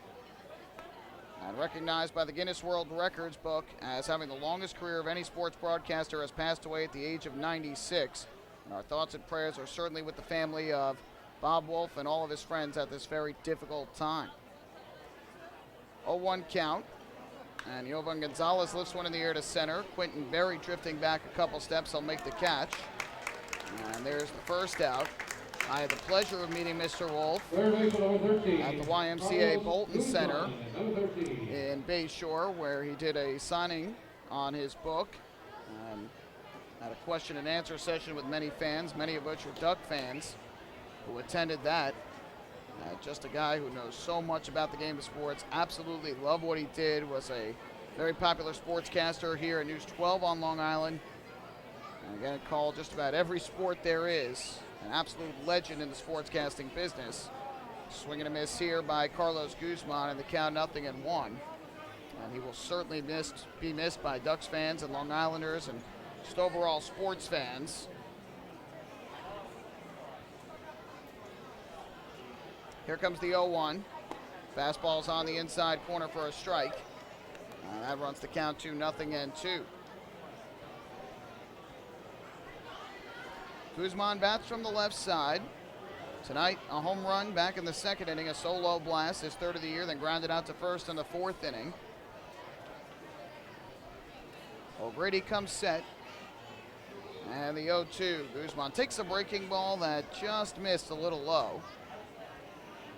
O'Grady to this point, 77 pitches, 52 for strikes. He's been pretty efficient in this game.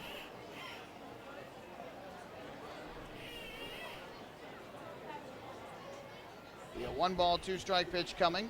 O'Grady kicks and fires. Guzman takes down and in. Would not bite on it.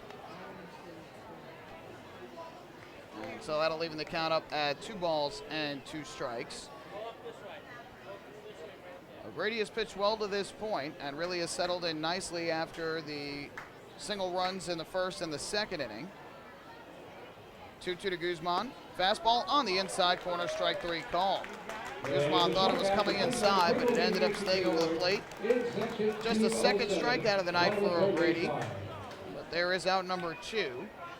And that will bring up the right fielder, Zach Rakusin. Right fielder number 34, Zach Rakusin, number 34. So Rakusin will step up to the plate. As he bats from the right side, 0 for 1 with a ground out and a walk in this ball game.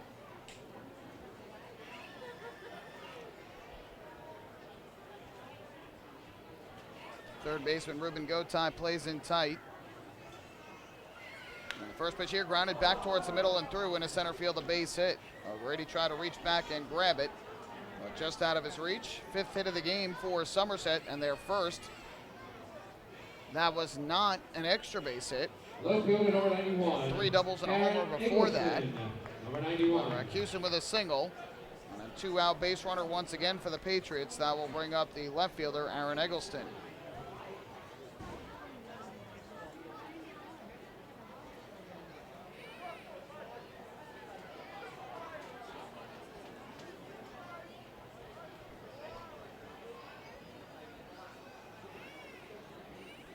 First pitch on the way, is taken on the outside corner for strike 1.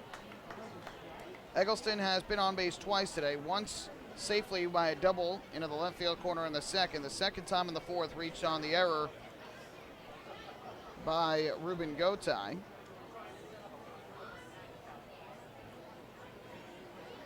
From the stretch, here's the 0-1, kicking the pitch. Goes down in the dirt, it skips away from Berg. Runner going for second. Here's the throw from Berg, and it is in time. Good throw from Berg on one hop to Dan Lyons, who slapped the tag down on Rakusin. So he is caught trying to go to second base on the ball that bounced away, and that'll end the inning. No runs, 1 hit, and now nobody left on base after 5.5, 2-0 Somerset in front. Hey fans, this is infielder Mark Krause, and you're listening to Ducks Baseball on the Long Island Ducks Broadcast Network. Oh, I love it. The color of my new Nicolot patio is so vibrant. It's unlike anything I've ever seen. You're welcome. I'm just going to go finish that Nicolot walkway now. Make your pavers vivid Nicolot pavers. The best looking, most vibrant pavers with the most 3-color blends in the industry. Featuring Nicolot's exclusive paver shield and color blending technology. With color throughout and guaranteed not to fade. Live life in color with Nicolot. Visit Nicolot.com.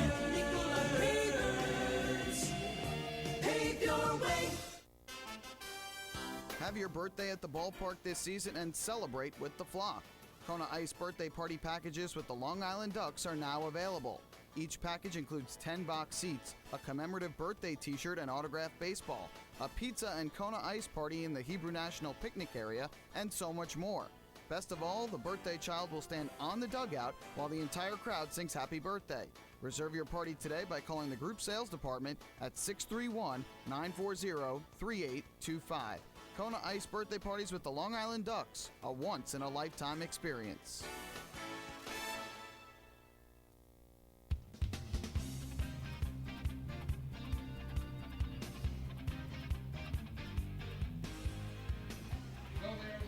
Bottom half of the 6th inning here at Bethpage Ballpark. A beautiful Sunday evening for baseball. The Ducks are trying to rally back. They trail 2-0 to the Somerset Patriots as Lucas Irvin has kept the Ducks off the scoreboard for 5 innings. He's allowed just 1 hit, which came 1 inning ago, a 2-out single to left by Anthony Vega, who's actually been on base twice in this game. And Irvin has given up 4 walks. He has struck out 4. But the most important thing for him is he has kept the Ducks off the scoreboard. For Long Island, 2, 3, and 4 in the order come to the plate here in inning number 6. It will be Lyons, Ford, and Sanko. Lyons, number 12.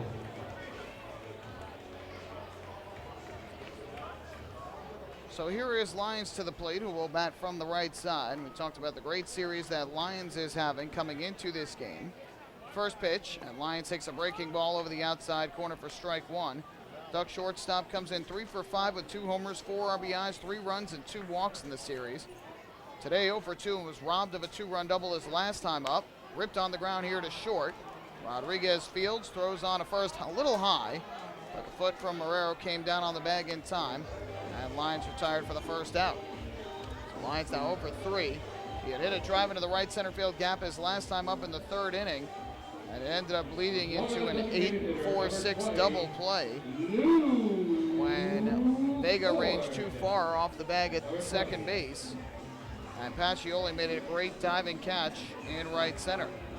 So with one out of the bases empty, here is Lou Ford, who is 0 for 2 in this game. And over the past 2 games is now 0 for 6. There's a strike, 0-1. He had gone 1 for 4 in the series opener. A little slow out of the gate after the All-Star break, where he was red hot going into the break. 0-1, swings and misses, chasing way low and outside. Lucas Irvin quickly ahead of Ford, 0-2. Middle of the order has struggled in this game for the Ducks. From Lyons down to Reyes, 2 through the 6th spot in the order. They're combined 0 for 11. And again, the bottom of the order, as well as the top guy in their order, Berry, getting things done today. Outside for ball 1. In terms of getting on base, that is. But again, no runs have come across for Long Island, and they have yet to have a runner reach third base. Chocolate syrup? 1-2. Ford takes a breaking ball downstairs. That'll even the count up at 2 balls and 2 strikes. Ford today has popped to right and struck out looking in his 2 trips to the plate.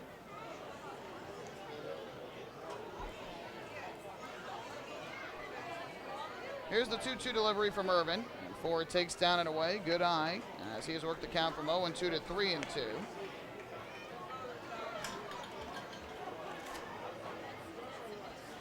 Infield straight away for Ford. Irvin gets the sign from Gonzalez, winds and fires to the plate, and the 3-2 is swung on and fouled over the screen back behind the plate and out of play. The shadows have started creeping in onto the field. Home plate and the pitcher's mound are now both in the shadows.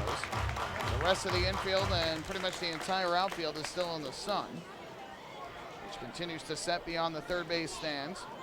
3-2, Ford a drive in the air foul down the right field line out of play. And we'll have yet another 3-2 offering. Irvin has been very efficient in this game. 78 pitches to this point, 51 of them for strikes. And it'll be another 3-2 delivery to Ford. 8th pitch of the at-bat on the way. And Ford swings, breaks his bat, and grounds this one to third. Couple hops for Guzman, who throws across the diamond in time for the out. Ford shatters the bat, retired on the ground out, and quickly 2 away here in the bottom half of the 6th inning. Duck first base number 26, Angelo Santo, Duck 26.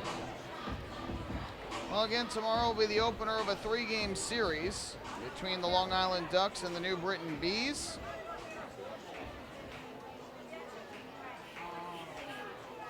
Ducks have yet to announce their starter for tomorrow's game. And the Bees will go with a left-hander tomorrow. It'll be Greg Napo, the Ducks' first look at him. Jonathan Pettibone will go in Game 2, and Brian Dupree in Game 3.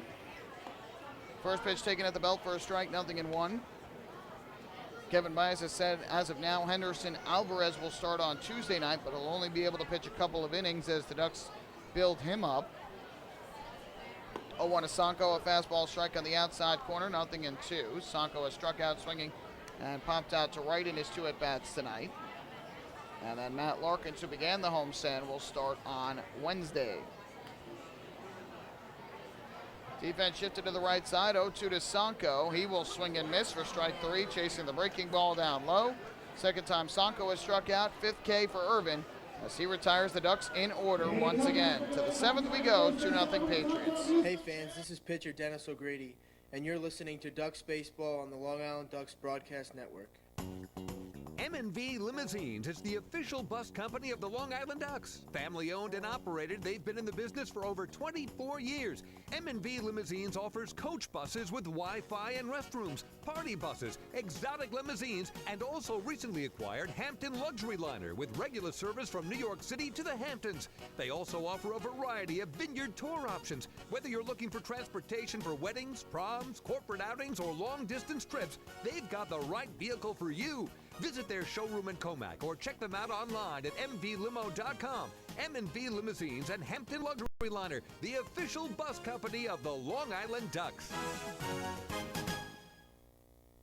Family fun every time. Beautiful evening for baseball. Big action every time. He reaches up, it's gone! Great value every time. And the Ducks have won it 7-1. The Ducks schedule is loaded with new promotions this season, and with an average ticket price of just $10 and free parking, there is no better value on Long Island. For game times and tickets, visit liducks.com. Long Island Ducks baseball. Good times every time.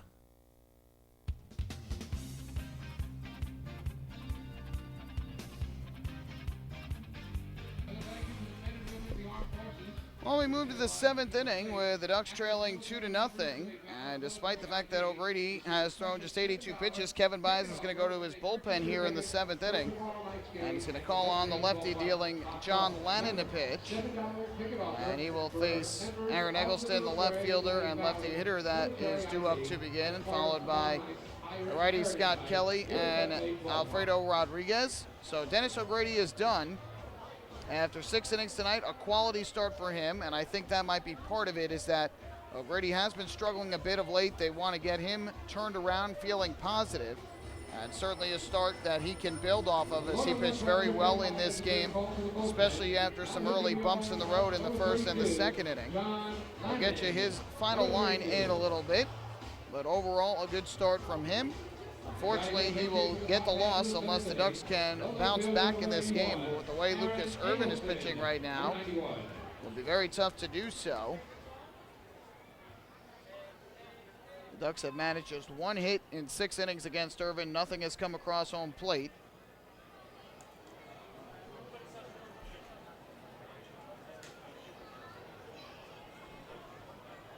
So to the plate will step Aaron Eggleston.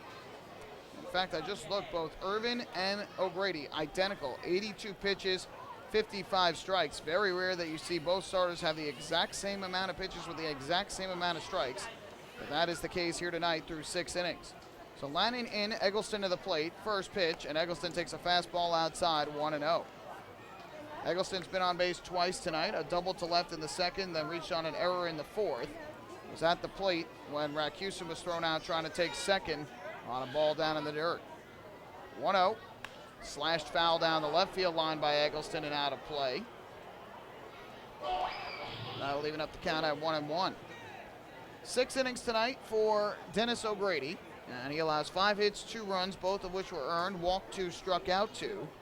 Gave up a home run to Carlos Guzman and threw a wild pitch that scored Rodriguez. That is how Somerset got their 2 runs.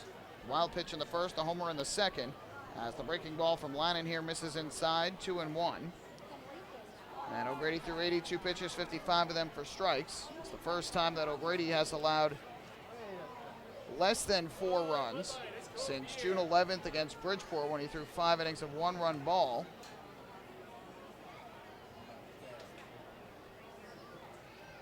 Two-1. Eggleston takes down and in from Lannon, who has now fallen behind at 3 balls and 1 strike. And obviously a big key for the bullpen here is going to be avoiding walks. Yesterday in 3 innings, Treese, Kreider, and Ordsma combined to walk 4. 2 nights ago, in 3 1/3 innings, Rogers, Diaz, Kreider, Lannon combined to walk 3. There's a strike to Eggleston, and now the count full of 3-2. So the key is not yielding to these Patriot hitters, trying to get them to chase out of the zone. Got to throw strikes to them. That is certainly the key. Payoff pitch from Lannon to Eggleston, and he'll swing and ground this one to the left side for Gotay. The third baseman throws across in time for the out. Eggleston retired. A good job by Lannon to bounce back after falling behind 3-1, 1 away here in the 7th inning.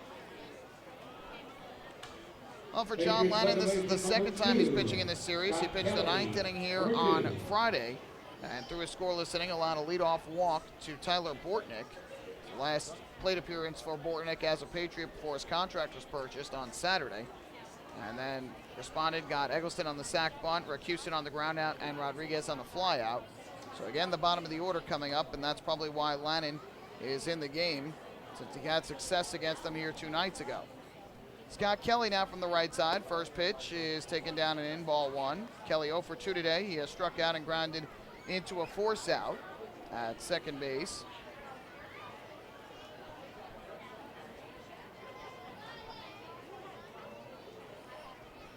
Here's the 1-0. Kelly takes a strike over the outside corner from the Long Beach, New York native. Count 1-1. The numbers this year on the former major leaguer, Lannon has pitched in a total of 9 games thus far, 1-0 record, a 3.86 ERA. 1-1 offering, line in the left center field. On the run is Mark Krause. He won't get it. It lands for a base hit. Fielded on a hop. He fires back in. 6th hit of the game for Somerset. And Kelly is on with a 1-out single.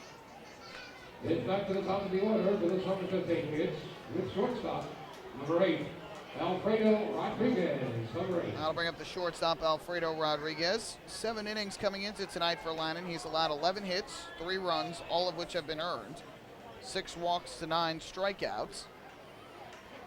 And with 1 on and 1 out, Lannon will be trying to get the ground ball here off the bat of Rodriguez, who tonight is 1 for 3. Throw over, and back safely is Kelly. Kelly has great speed, 22 steals on the season, but has been caught 11 times, including once here in this series. That was in yesterday's game. And Kelly tried to take second base against Zach Treese in the 7th and was caught stealing by Jordan Pacheco. Breaking ball misses inside, 1-0 here on Alfredo Rodriguez. Doubled and scored on the wild pitch back in the 1st inning, popped to right in the 2nd, and grounded out to 3rd in the 5th. Middle infielders are at double play depth. Gotay playing in tight at 3rd, now takes a few steps back. 1-0, ground ball hit to 2nd, should be 2. Reyes to Lyons for 1, on to 1st, double play.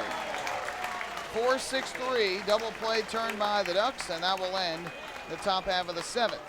No runs for the Patriots, 1 hit. They leave they leave the bases empty. And it's time to stretch here at Bethpage Ballpark. Patriots still in front of the Ducks by a pair. Hey fans, this is Jim Fuller, left-handed pitcher, and you're listening to Ducks Baseball on the Long Island Ducks Broadcast Network. Long Island's Ford Giant is celebrating its 60th year anniversary. Stop by Sayville Ford to check out their state-of-the-art showroom featuring enclosed service drives, luxurious customer lounge, and a larger selection to choose from. Get giant savings on hundreds of new and used vehicles in stock. Sayville Ford's 60th anniversary celebration is going on now. Visit SayvilleFord.com or download the Sayville Ford app today to learn more about Sayville Ford's 60th anniversary savings. Call 631-589-4800 today.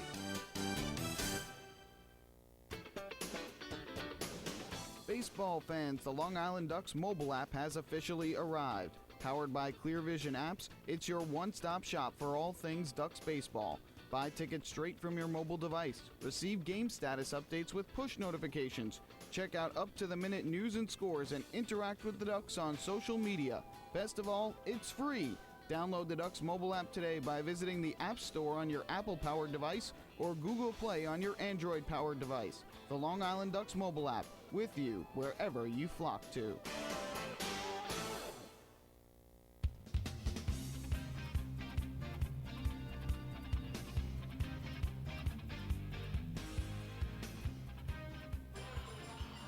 To the bottom half of the 7th inning here at Bethpage Ballpark, Long Island Ducks currently trailing 2-0 to the Patriots, but possibly some good news for Long Island. Lucas Irvin is out of the game, the starting pitcher for the Somerset Patriots, who was absolutely terrific tonight. He is done after 6 shutout innings, second time this year that he has shut out the Ducks over 6 innings. And now the Ducks will try and rally back against the Somerset bullpen, and that's the only part that's not great news, is that Somerset's relief corps has been very good this year. The left-hander Dwayne Belo is going to come in. The Ducks have a lefty, Mark Krause, to begin the inning, then a righty in Elmer Reyes and a switch hitter in Ruben Gotay.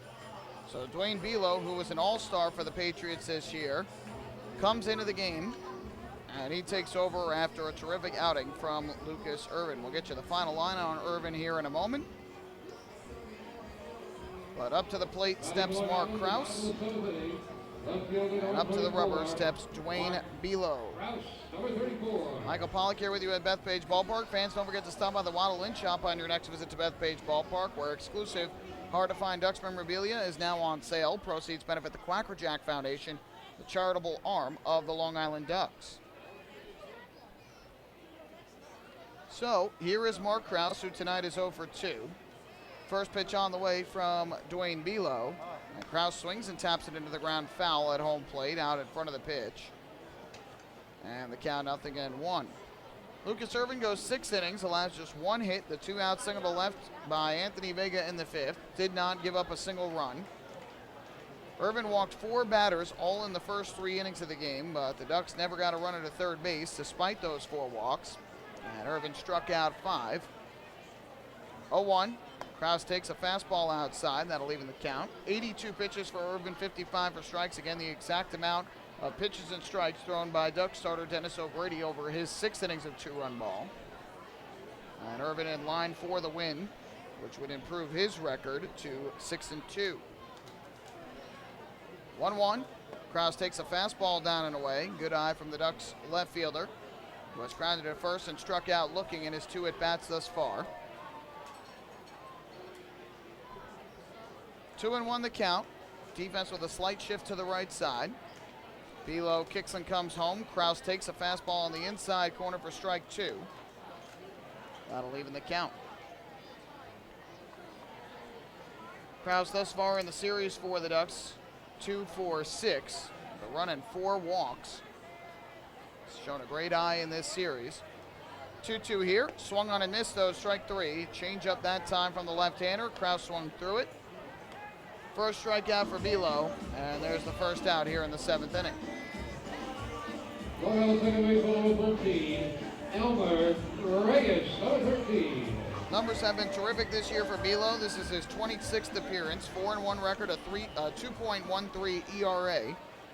38 innings of work, has allowed 35 hits and just 7 walks. 12 runs, 9 of which have been earned, and he has struck out 36.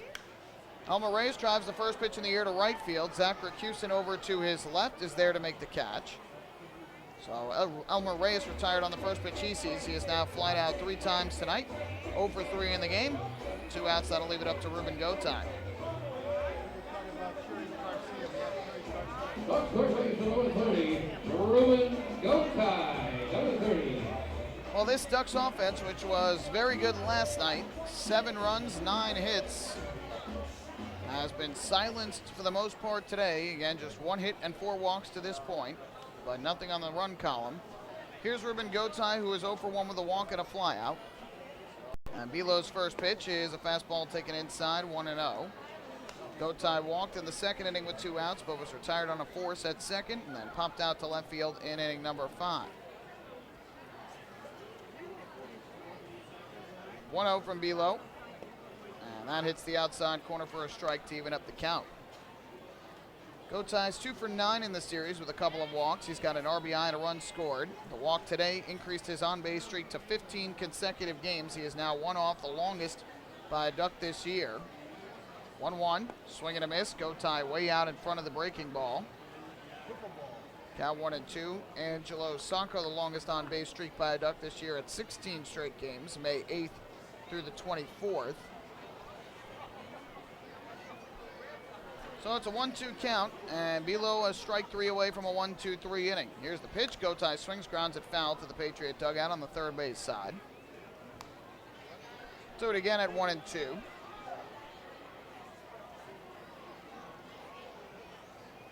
Once again, the Ducks will continue their homestand Monday through Wednesday against the Bees. The Patriots will head up across the Long Island Sound to Bridgeport, Connecticut, where they will take on the Bluefish. Here's the 1-2 pitch from Below once again. And Gotay swings and grounds it foul, third base side once again off the facing of the camera well. Carlos Guzman will get it and fire it to a fan in the front row.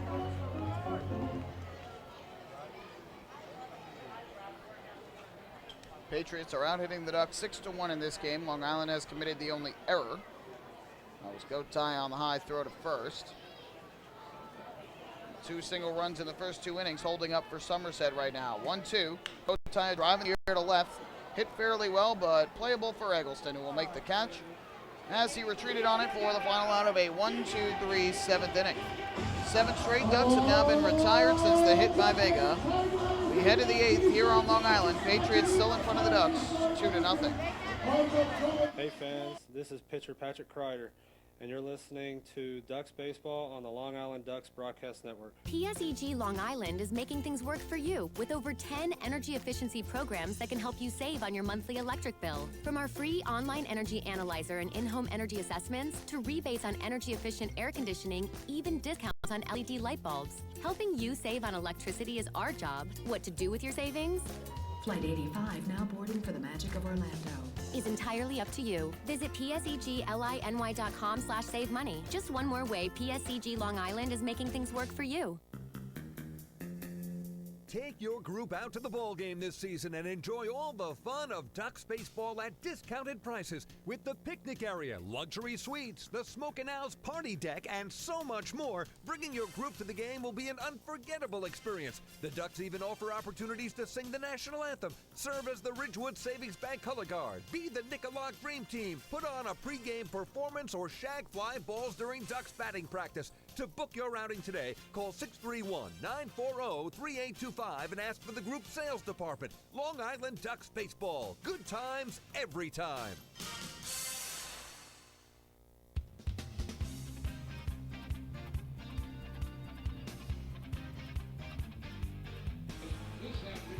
Ducks fans, do you want frequent updates on team transactions, scores, store specials, and the status of upcoming games?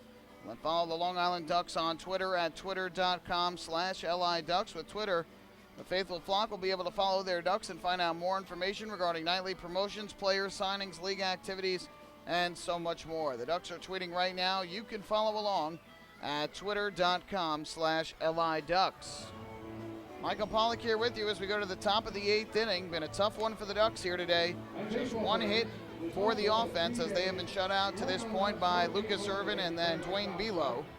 2-0 the Patriots lead. Lannon, who came in and pitched in the 7th inning, faced the minimum 3 hitters, allowing just a single, will stay on to pitch the 8th, at least to start the 8th. You got the lefty Christian Marrero to begin.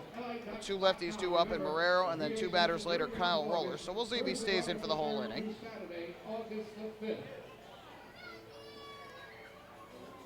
So Lannon is going to stay in, and it will be Christian Marrero coming up to bat for the Patriots. We'll also go through the out-of-town scoreboard again here in this 6th inning. Get you caught up, the 8th inning, get you caught up around the Atlantic League and the Major League scoreboard. Final day at Wimbledon as well, some WNBA action. So we got a lot to talk about. We'll talk about it here in the 8th. Here is Christian Marrero to the plate, who has 1 for 3 tonight with a double that came back in the 5th inning. John Lennon gets the sign and comes set. His first pitch on the way. Marrero checks his swing, takes the high fastball for ball 1. Marrero popped to right in the 1st, popped to short in the 3rd, and then doubled to right center in the 5th. But was stranded at 3rd base.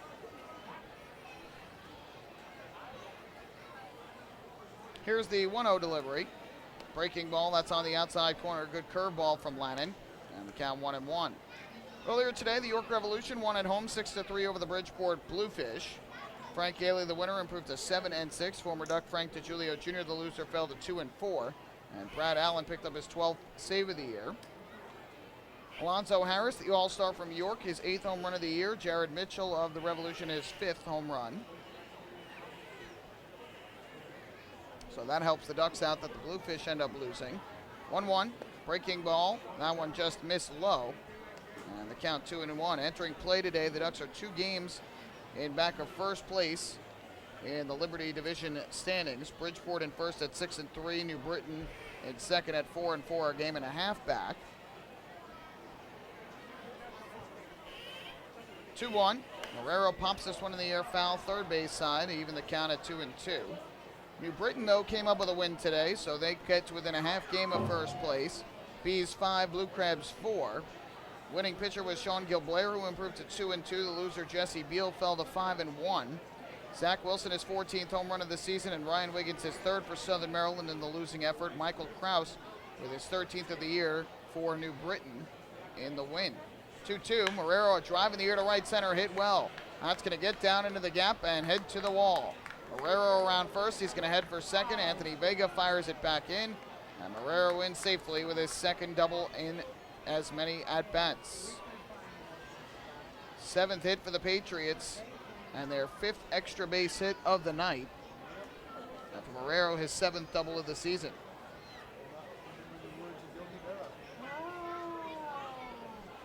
So the leadoff man on at second base is John Lannon, trying to pitch 2 innings of relief here tonight. Kevin Baez sticking with him after he threw a scoreless inning in the 7th. Your attention, please, We're going to get a pinch hitter here. Number 21, Adam Donahue. Adam Donahue is going to pinch hit for Justin Pacioli.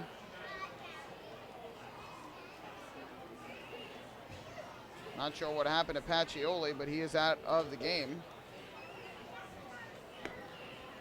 First pitch here is taken low and outside for ball 1. Donahue comes in as a pinch hitter. He had caught last night for the Patriots and finished 0 for 4 with a walk. Pacioli finishes his day 0 for 3.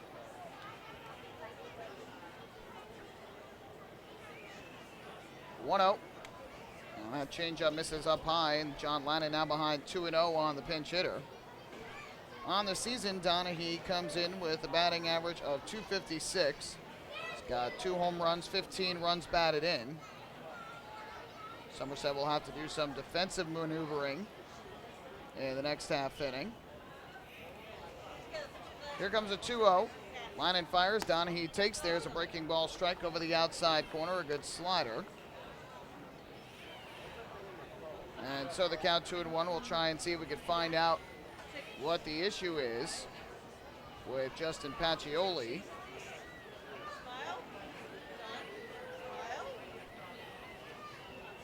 Two 2-1 on the way. That fastball misses downstairs. And it's now 3-1 on Adam Donahue. Lannon in danger of putting the first 2 on to begin this 8th inning.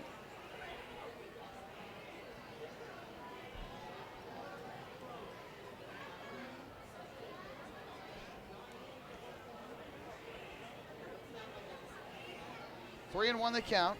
Lannon looks to second, deals to the plate, ripped inside the bag at third and down the left field line. That's going to head into the corner. Scoring easily on the play is going to be Marrero. And in a second with an RBI double, a pinch hit RBI double, is Adam Donahue. Patriots lead 3-0. Designated hitter number 40. Kevin Baez sticking with John Lannon for a second inning of relief after he tosses a scoreless 7th inning. He's allowed back-to-back doubles to begin the 8th for Donahue. He collects the RBI double. That is his 5th double and 16th run batted in of the year. And the Patriots add a 3rd run in support of their bullpen. Here is Kyle Roller, the DH. Lannon's first pitch to him is a fastball taken low. And the count 1-0. Roller today is 0 for 2 with a walk. He drew that walk in the first inning and then popped to center in both the 3rd and the 5th.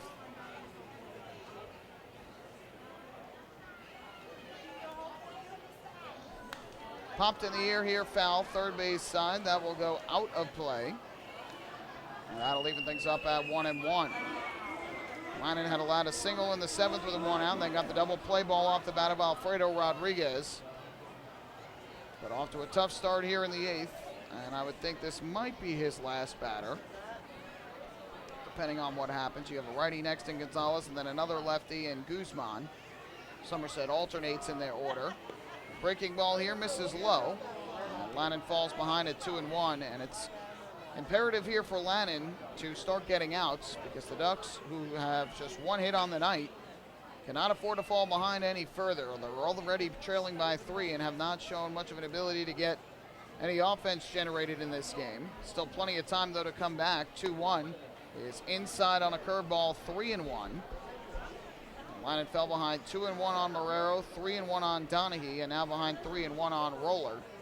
That obviously not a good plan if you're trying to get outs here in the 8th inning. Here's the 3-1 pitch on the way to Roller. And Roller lines this one to short, caught by Dan Lyons, and they will have an easy double play as Lyons throws to Reyes with Donahue ranging too far off the bag. So a big double play induced there by Lannon. And there's 2 away. Donahue thought that ball was ticketed to left center field and ranged too far off the bag. So a 6-4 double play on the line out. Second double play turned by the Ducks in this game. And the second induced by John Lannon. So with 2 outs, here is Yovan Gonzalez. First pitch. And this is lined toward short, and Lyons will make the catch again. Had to make a little lead, not much. But Lions a magnet over there at short. And that ends the inning. Good job by Lennon to work around the first two doubles. But a run does come across on those two extra base hits. No errors, nobody left on base. To the bottom half of the eighth we go. Patriots now in front, 3-0. Hey fans, this is pitcher Zach Treese, and you're listening to Ducks Baseball on the Long Island Ducks Broadcast Network.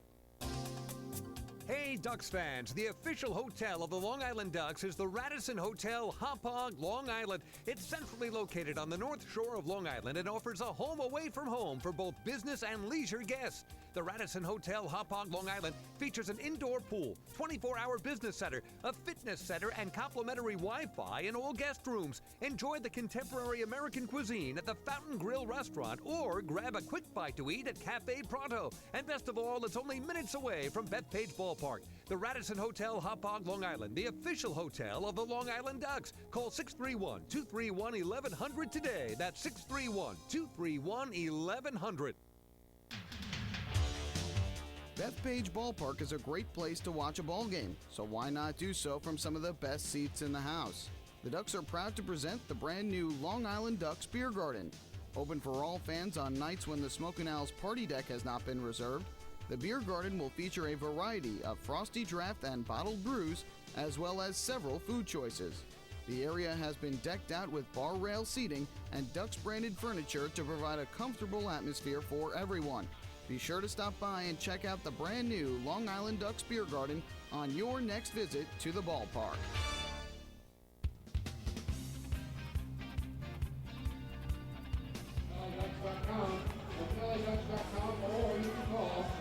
To the bottom of the eighth inning we go. Long Island Ducks trailing the Somerset Patriots 3-0 after the back-to-back doubles by Christian Marrero and pinch hitter Adam Donahue. Donahue, who pinch hit for Justin Pacioli, is going to stay in the game. He's going to take over at first base. And it looks like Christian Marrero went into the outfield. He goes to right field. And the right fielder, who was Zach Rakusin, I believe he took over in center. Yes, indeed, he took over in center.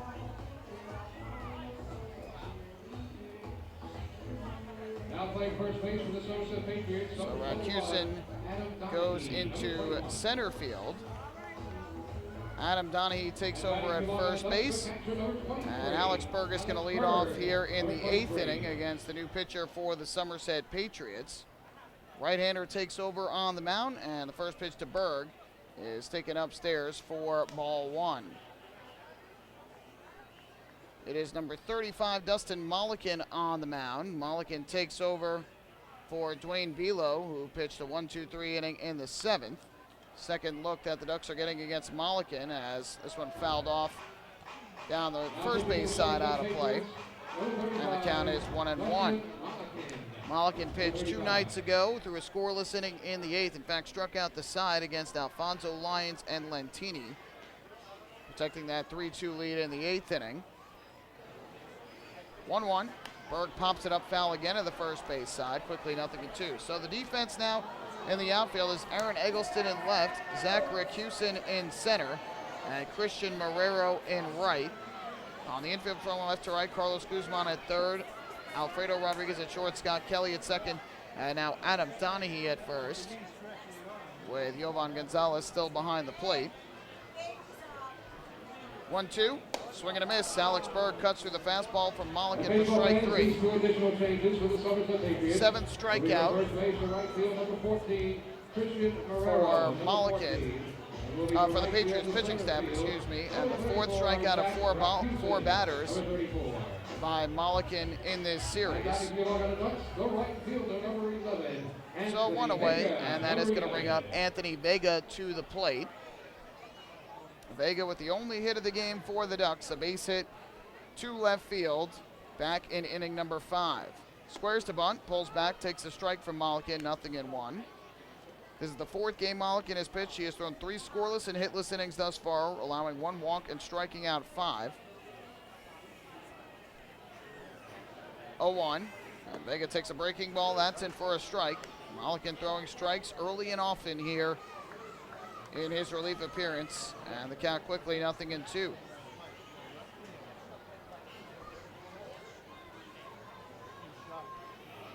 From the stretch, the 0-2 delivery. Swing and a miss, strike three. Vega swings right through the fastball from Mulligan. Back-to-back strikeouts from the right-hander. And quickly 2 away here in the 8th. Back to the top of the order for Long Island with center fielder number 47, Quinton Berry. Number 47. So a 2 away, that will leave it up to Quinton Berry, who will take over at the plate as he is getting his 4th plate appearance of the night. He has 2 walks and a strikeout. Count 1-0.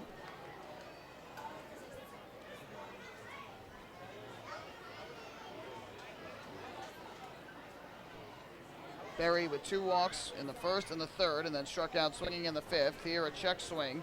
They appeal to third. John Grasso says he did not go. And now quickly 2 balls and no strikes on the Ducks center fielder. Ducks need base runners. A home run won't tie the game. They got to start getting guys on base to try and produce a rally. But Mulligan has picked up 2 quick strikeouts and trying to get it. He's trying to strike out the side for the 2nd time in this series. He deals low and inside though to Berry. And it's now 3-0. If Berry reaches Dan Lyons, would be next.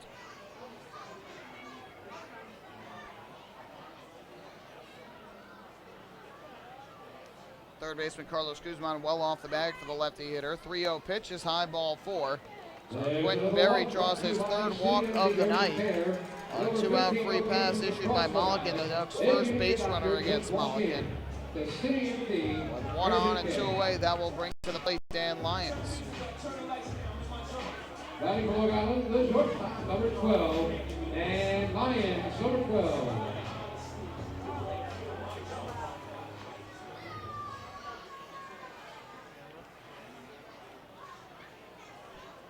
So a 2 away and 1 on. Here is Dan Lyons to the plate, who is 0 for 3 on the evening. First pitch fastball misses high and away for ball 1. Lyons a foul pop up to first base in the 1st inning, then drove one to right center in the 3rd. That looked like it was going to be a game-tying 2-run double, but a great catch made by Justin Pacioli that started a double play. And then Lyons bounced to short in the 6th. 1-0 runner goes. Pitch is taken inside. The throw down to second base. Not in time. Goes into center field. Berry gets up. He's going to try for 3rd. The throw from Rakusin is not in time. So a stolen base and an E2. And Quinton Berry now 4 for 4 in the stolen base department. The Ducks get their first runner to 3rd base in this ball game. Did not have a single runner reach 3rd base until there. Now the Ducks' biggest opportunity to try and get a run in. Good hitters count here for Lyons at 2-0. Pitch from Mulligan on the way. Lyons takes a fastball high and inside, and now all of a sudden Mulligan has missed on 7 straight pitches after striking out the first 2 hitters on 7 pitches, throwing 6 of which 4 strikes. 3-0, have to think Lyons will take all the way. He does. That's ball 4, and just like that, back-to-back 2-out walks issued by Dustin Mulligan. And the Ducks will bring the tying runner to the plate in the form of Lou Ford. That's going to summon Corey Dummel, the pitching coach, out of the dugout for Somerset.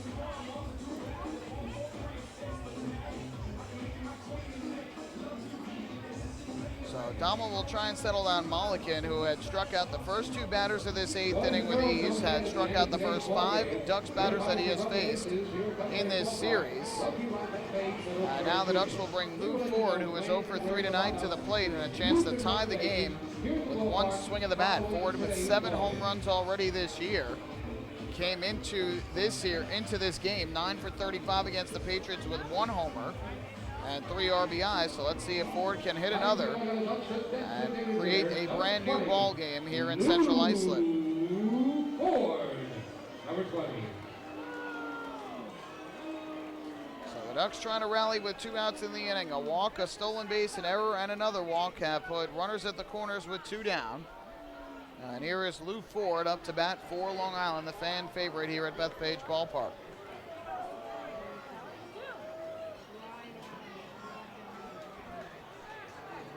Ford digs in from the right side, looking in for the sign is the right-hander Dustin Mulligan. First pitch, and Ford takes a fastball over the inside corner for strike one after 8 straight out of the strike zone. A strike from Mulliken. Ford has flown out to right field, struck out looking, and grounded to third in his 3 at-bats. 0-1, ripped towards short. Rodriguez is there, shovels to second, just in time to get Lyons at second base. And Mulliken works himself into and out of trouble here in the 8th inning. So for the Ducks, no runs, no hits, 2 more walks. They now have drawn 6 walks in the game, but have yet to bring in a run. We go to the 9th, Ducks trailing 3-0. Hey fan, this is a pitcher Amali Diaz, and you're listening to the Ducks baseball on the Long Island Ducks Broadcast Network. Going way back is Joe Holden, and he is looking up, and that one is headed to field 5 at Robert Moses. The waves are gnarly, and the Ducks have tied it at 1. That was another home run for the Ducks. And Duck fans, what's more fun than a home run that helps the Ducks win a game? How about a homer that helps the community win? Chappie's Funeral Home and the Long Island Ducks have once again teamed up for the Chappie's Home Run Challenge. If the Ducks hit 100 homers this season, Chappie's Funeral Home will donate $5,000 to the Quackerjack Foundation. So every time a Ducks hitter goes deep this season, watch for the Chappie's Challenge home run count on the scoreboard. And if we reach 100, we're all a winner. Chappie's Funeral Home, where caring for others is a family tradition.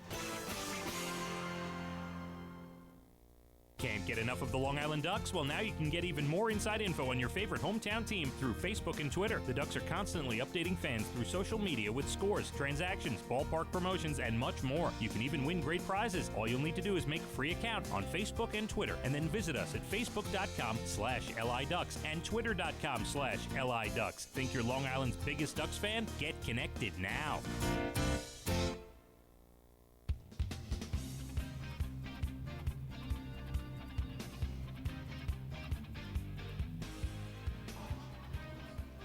Going to the bottom half to the 9th inning, here at Bethpage Ballpark. Top of the 9th at Bethpage Ballpark. Long Island Ducks currently trailing the Somerset Patriots 3-0. The Ducks offense has drawn 6 walks in this game, but has not been able to do anything with them. John Lannon, who has allowed a run on 3 hits over 2 innings, is going to stay in and pitch a 3rd inning of relief.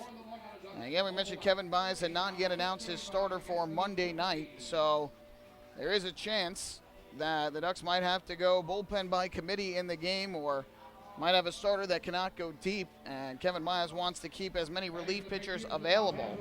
So going to use Lannon for 3 innings, or at least hope to use him for 3 innings tonight, and keep all of his other relief pitchers fresh for tomorrow and Tuesday. Again, Henderson Alvarez scheduled to start on Tuesday, and Alvarez will only be able to go a couple of innings, 2-3 innings, in his first start of the year for Long Island.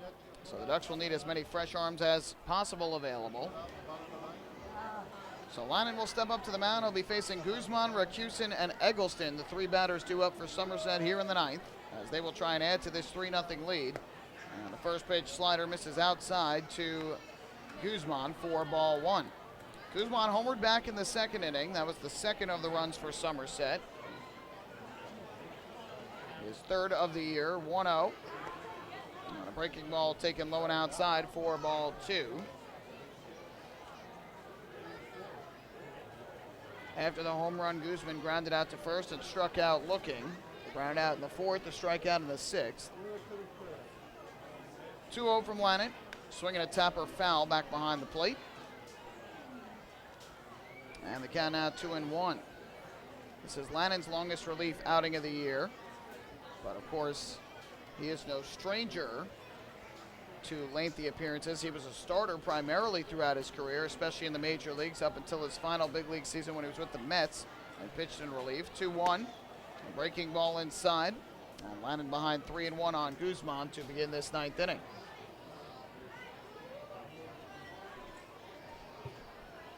See who comes in for the bottom of the 9th. That might depend on what happens in the top of the 9th, whether it's the closer Ronnie Shaben or another reliever for Somerset.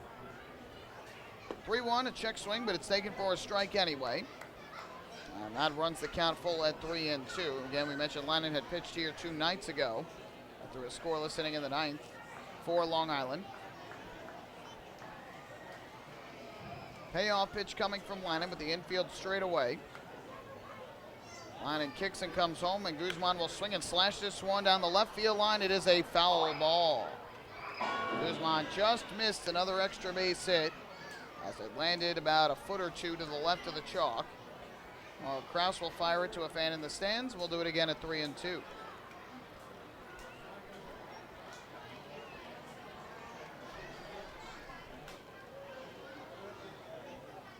Again, this is the rubber game of a 3-game series. Somerset rallied back for a 3-2 win here on Friday night, a game in which the Ducks left 12 men on base. Some missed opportunities cost the Ducks in that one. Long Island bounced back with a 7-4 win here last night before the 6,859-person crowd. And the Patriots will try and close out a win here today and a series win in the bottom half of the ninth. A slash foul down the third base line off the bat of Guzman into the seats. Everybody looks to be okay, and once again, we'll have a 3-2 pitch. Lannan at this point has thrown 34 pitches, 18 of which have been strikes. And allowed a run on back-to-back doubles by Marrero and Donahue beginning the 8th. Another 3-2. Lannan fires and Guzman swings and misses strike 3. Got him to cut through the fastball at the bottom of the zone. First strikeout for Lannan and one away here in the 9th inning. Center fielder number 34, Zach Rakusin. That'll bring Zach Rakusin up to the plate. Rakusin is the number 7 hitter for the Patriots. And tonight he's been on base twice out of his 3 plate appearances. A walk, a single, and a ground out among his 3 plate appearances tonight. First pitch on the way. Rakusin takes a breaking ball low and in, 1-0. Lannan spent 6 seasons with the Washington Nationals, 1 with the Philadelphia Phillies, 1 with the New York Mets in his big league career. From 2007 through 2014 was in the show. An 8-year major league veteran. And the 1-0 is a breaking ball just off the outside corner. And so Lannan falls behind at 2 balls and no strikes. Lannan, a native of Long Beach here on Long Island, played his amateur baseball in Mineola at Chaminade High School. That went on to Siena College in upstate New York. 2-0 from Lannan. Ground ball hit to second. Elmer Reyes is right there. He throws on a first in time for the out. 2 outs recorded to begin the 9th inning for John Lannan. And quickly 2 away. Aaron Eggleston, number 91. Tough break for the Ducks, who got back-to-back 2-out walks thrown by Dustin Mollican at the bottom of the 8th, and they got the tying run at the plate. And one of the guys they'd certainly want there in that situation, Lou Ford. But another tough day for Ford as he grounds into the force out, 0 for 4 today after going 0 for 4 here last night. So 2 away here is the lefty swinging Aaron Eggleston, who is 1 for 3 on the evening. First pitch from Lannan in this lefty-lefty matchup is a curveball, strike over the inside corner, 0-1. Eggleston doubled to left back in the 2nd inning, reached on an error by Ruben Gotay in the 4th, and then he bounced to 3rd in the 7th. 0-1. Another curveball, another strike over the inside corner. Good movement on the breaking ball here today from John Lannan. And he is now a strike 3 away from a 1-2-3 inning in the 9th. Trying to keep this right here at 3-0 and give the Ducks offense the best possible chance to come back. 0-2. Swing and a miss, strike 3. Got him on the slider down and away. 2 strikeouts in the 9th for John Lannan in 3 innings of 1-run ball in relief today. To the bottom of the 9th we go. Ducks need a rally. They trail 3-0 in the rubber game of this series. Hey fans, this is pitcher David Artsma, and you're listening to Ducks Baseball on the Long Island Ducks Broadcast Network. Oh, I love it. The color of my new Nicolot patio is so vibrant. It's unlike anything I've ever seen. You're welcome. I'm just going to go finish that Nicolot walkway now. Make your pavers vivid Nicolot pavers. The best looking, most vibrant pavers with the most 3-color blends in the industry. Featuring Nicolot's exclusive paver shield and color blending technology. With color throughout and guaranteed not to fade. Live life in color with Nicolot. Visit Nicolot.com.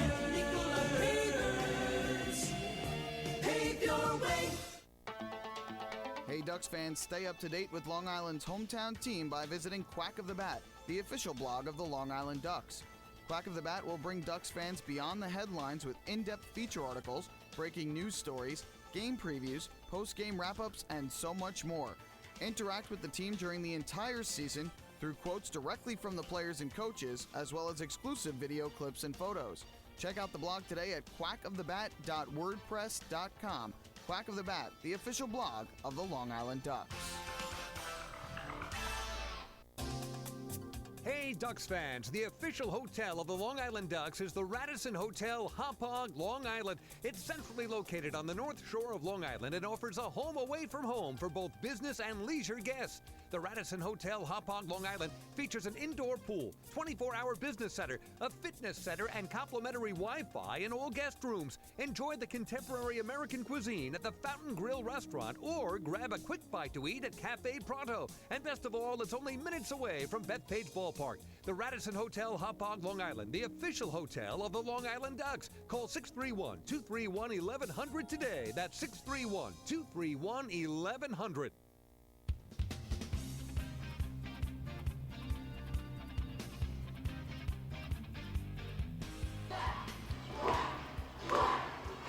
Somerset Patriots 3, Long Island Ducks nothing. We go to the bottom half of the ninth inning here at Bethpage Ballpark. Ronnie Shaben is on to try and close this one out and pick up his 6th save in the process. Ducks trailing 3-0. They have been held to just one hit on the day. That was Anthony Vega's single with 2 outs back in the 5th inning. Ducks have managed 6 walks in the game, but they have yet to plate a run. And the Ducks will send the middle of their order to the plate. Angelo Sanko, Mark Krause, and Elmer Reyes, who to this point are a combined 0 for 9 in the game and have yet to reach base. So let's see if the Ducks can work up some waddle-off magic here in the bottom of the 9th inning. Shaben on the mound, Sanko to the plate, first pitch, and a fastball is taken low for ball 1. Somerset trying to close out a series win over the Ducks and improve to 4-6 at Bethpage Ballpark this year. This is the final game of the year, the regular season here on Long Island, between these two teams. They will play 4 more times in Somerset. 1-0. Sanko takes a fastball strike, 1-1. Sanko is 0 for 3. He has struck out swinging twice, both on 3 pitches, and then popped out to right on the first pitch he saw in the 4th.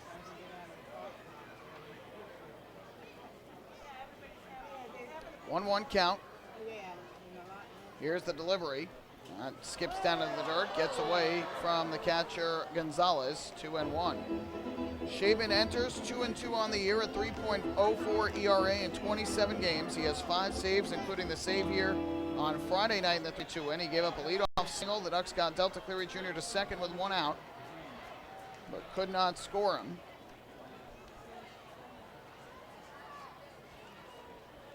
2-1. Sanko lays off the high fastball and jumps ahead in the count 3-1. And again, the key is getting base runners against Shaben. Ducks had the tying run at the plate last inning with Ford. He grounded into the fielder's choice to end the inning. The Ducks trying to get 2 on here to bring the tying run to the plate again in the bottom of the 9th. 3-1 pitch. Sanko takes. It's outside for ball 4. He missed with the fastball.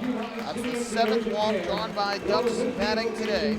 And once again, it's brought to you by City MD Urgent Care. There are over 15 City MD locations across Long Island. Need a doctor, just walk in. So the leadoff man is on for the Ducks against Shaben, and that'll bring up Mark Krause, who has a very good eye at the plate typically. Krause will try and get on base as well to bring the tying run to the plate. Elmer Reyes will be next for Long Island. So here is Krause from the left side, first pitch, and that fastball taken low, gets away from the catcher Gonzalez, and down to second base on the wild pitch is going to be Sanko.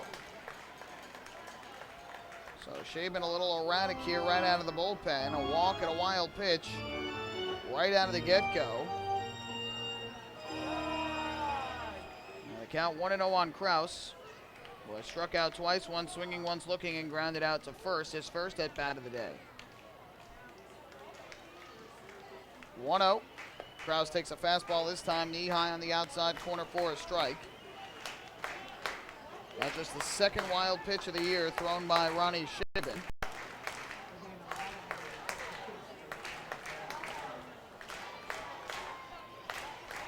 One and one.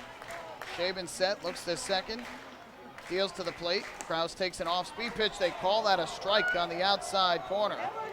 Breaking ball that seemed up and away, and Kevin Baez can't believe it. Mark Krause can't believe it. The crowd can't believe it. Hasn't been called a strike all day, but they call that one a strike, and it's now 1-2. So Kraus now behind in the count. Instead of being ahead at 2-1. Shaben comes set. Here's the pitch. Kraus takes a fastball inside to even the count up at 2-2. Yeah, the Ducks need one more base runner to bring the tying run up to home plate. Elmer Reyes waiting in the on-deck circle. Shaben is set. 2-2 pitch on the way to Mark Kraus. Here it comes. Kraus swings, pops it up foul back behind the plate. Fastball over the inside corner, and he fought it off. Ducks do have one waddle-off win against Shaben earlier this year. Back on May 20th, they rallied against him to pick up the victory. Bottom of the ninth inning, they took advantage of an error by Tyler Bortnick off the bat of Giovanni Alfonso to bring in the winning run. A 4-3 Ducks victory. 2-2 pitch coming from Shaben to Kraus. Here it is, and Kraus takes low and away for ball 3.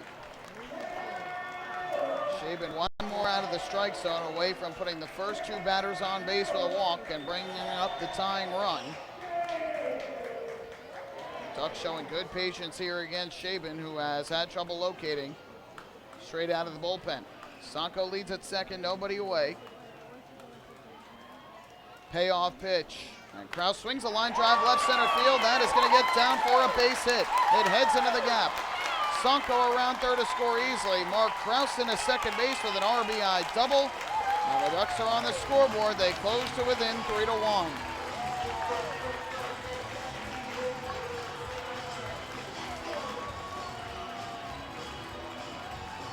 So the Ducks, who had just one hit and no runs through the first 8 innings of the game, two batters into the bottom of the ninth have plated a run. For Mark Kraus, his 35th run batted in of the year on his 14th double. Sanko scores from second, and now the tying run of the plate in the form of Elmer Reyes. First pitch on the way from Shaben to Reyes. Fastball on the inside corner for strike one. Reyes 0 for 3 with a trio of flyouts today, 1 to center and 2 to right. Ruben Gotay waiting in the on-deck circle.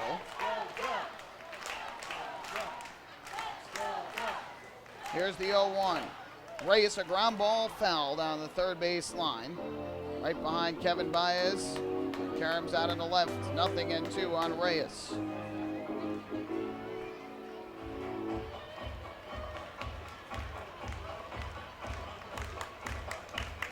Reyes gets on, the tying run would be on base, and then the winning run would come to the plate. I can already see Phelan Lentini at the end of the dugout with a helmet on in case Reyes gets on to go and pinch run for him. 0-2, and Reyes a drive in the air to center, but it's hit right at Zach Rakusin, who makes the catch. Kraus tagging, heading for third, and he will make it in there standing up. So Reyes flies out to center. The Ducks get a runner to third base with less than 2 outs. But again, his run doesn't matter. That would just make it 3-2. It obviously matters, but it doesn't matter in terms of scoring on a fly ball because, again, that would not tie the game. So with 1 on and 1 out, Ruben Gotay will step up to the plate, the switch hitter batting from the left side, who was 0 for 2 with a walk today.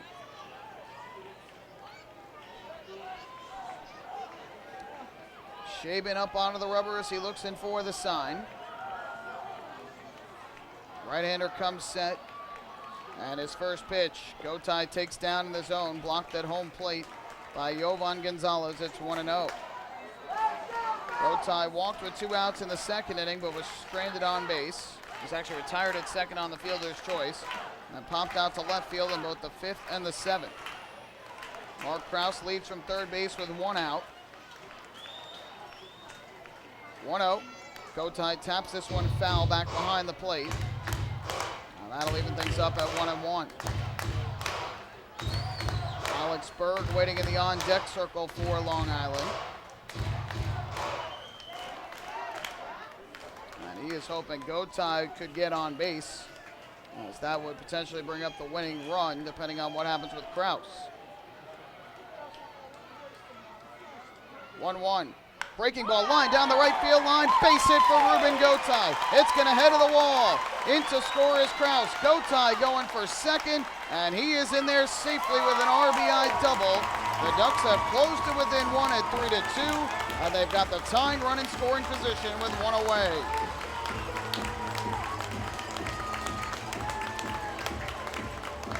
Ducks offense springing to life here in the ninth inning.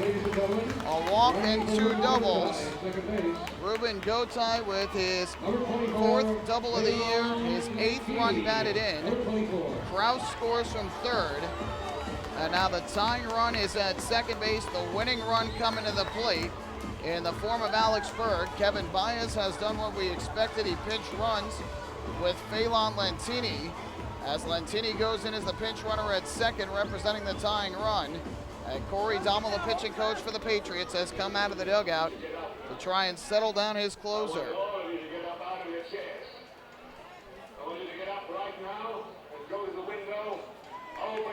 Incredible for the Ducks, who were completely shut down over the first 8 innings by this Somerset pitching staff. They managed just one hit over the first 8 innings of this game. They have picked up 2 doubles. Both have driven in runs here in the 9th inning.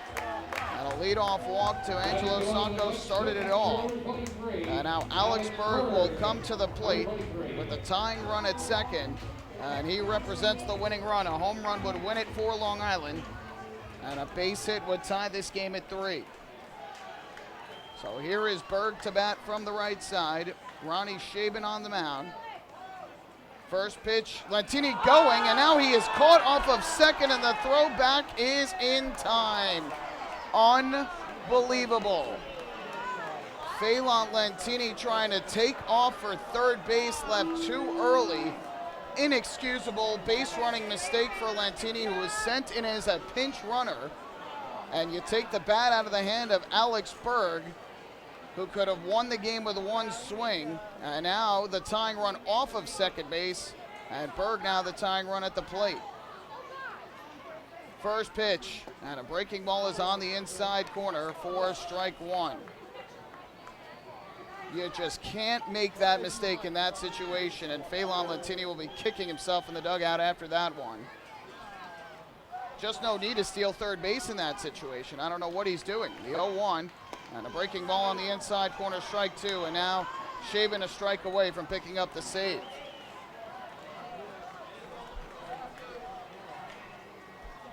So the count 0-2 here on Alex Berg, who is 0 for 3 coming in. A fielder's choice ground out, a bouncer to short, and a strikeout swinging. And now the 0-2, Berg swings and fouls it back to the backstop behind the plate. And we will do it again at 0-2.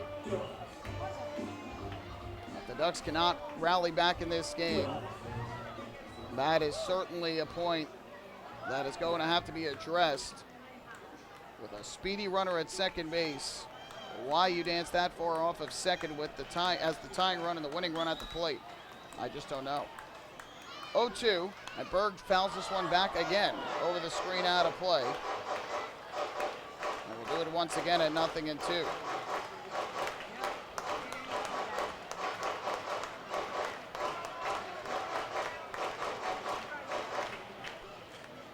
Anthony Vega out on the on-deck circle in case Berg reaches. He would be the next to come to the plate.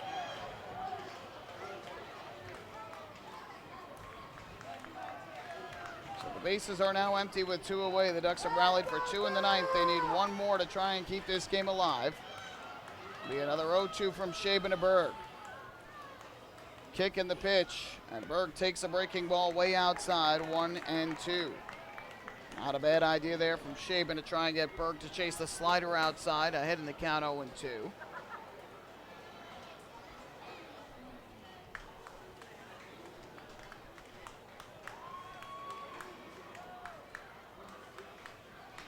One-two pitch. Berg taps this one up the first baseline foul. A late defensive swing, just caught a little bit of it to stay alive. Mention that Berg is not homered in over a month. June 14th was his last one. That was at TD Bank Ballpark in Bridgewater, New Jersey, the home of the Somerset Patriots team. Home run obviously with type, but just trying to get on base to keep things alive for the Ducks. 1-2, and Berg takes high and inside, went off the glove of the catcher, Jovan Gonzalez, and the count even at 2-2.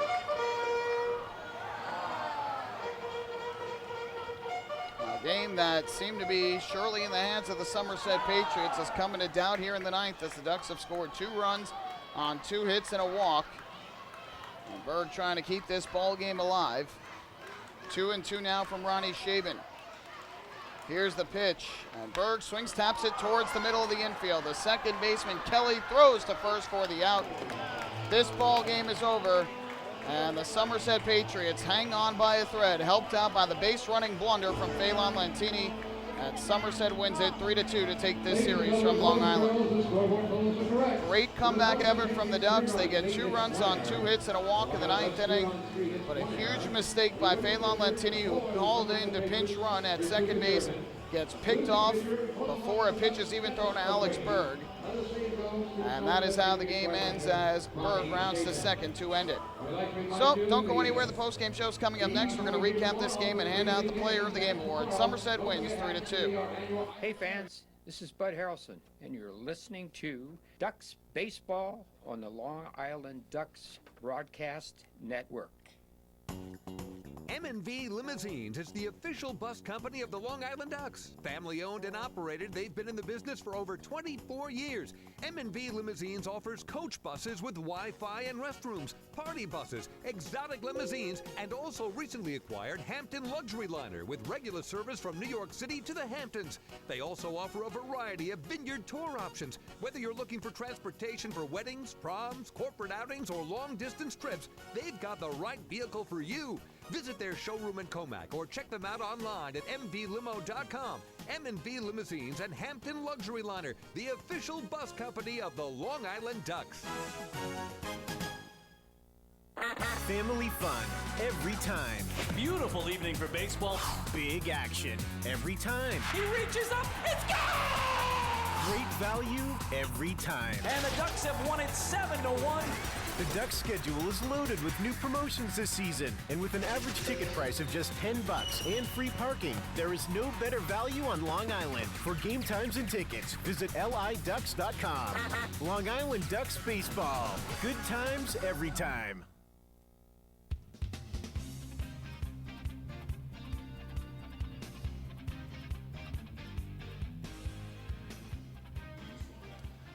A valiant effort by the Ducks to rally back in the 9th inning, but it falls just short as the Somerset Patriots pick up the win here by a final count of 3-2, and they take 2 of 3 from Long Island. A huge base running blunder by Phelan Lantini in the bottom of the 9th inning as he went in to pinch run at second base, representing the tying run with Alex Berg at the plate and only 1 out. He gets picked off of second base before a pitch is thrown to Berg.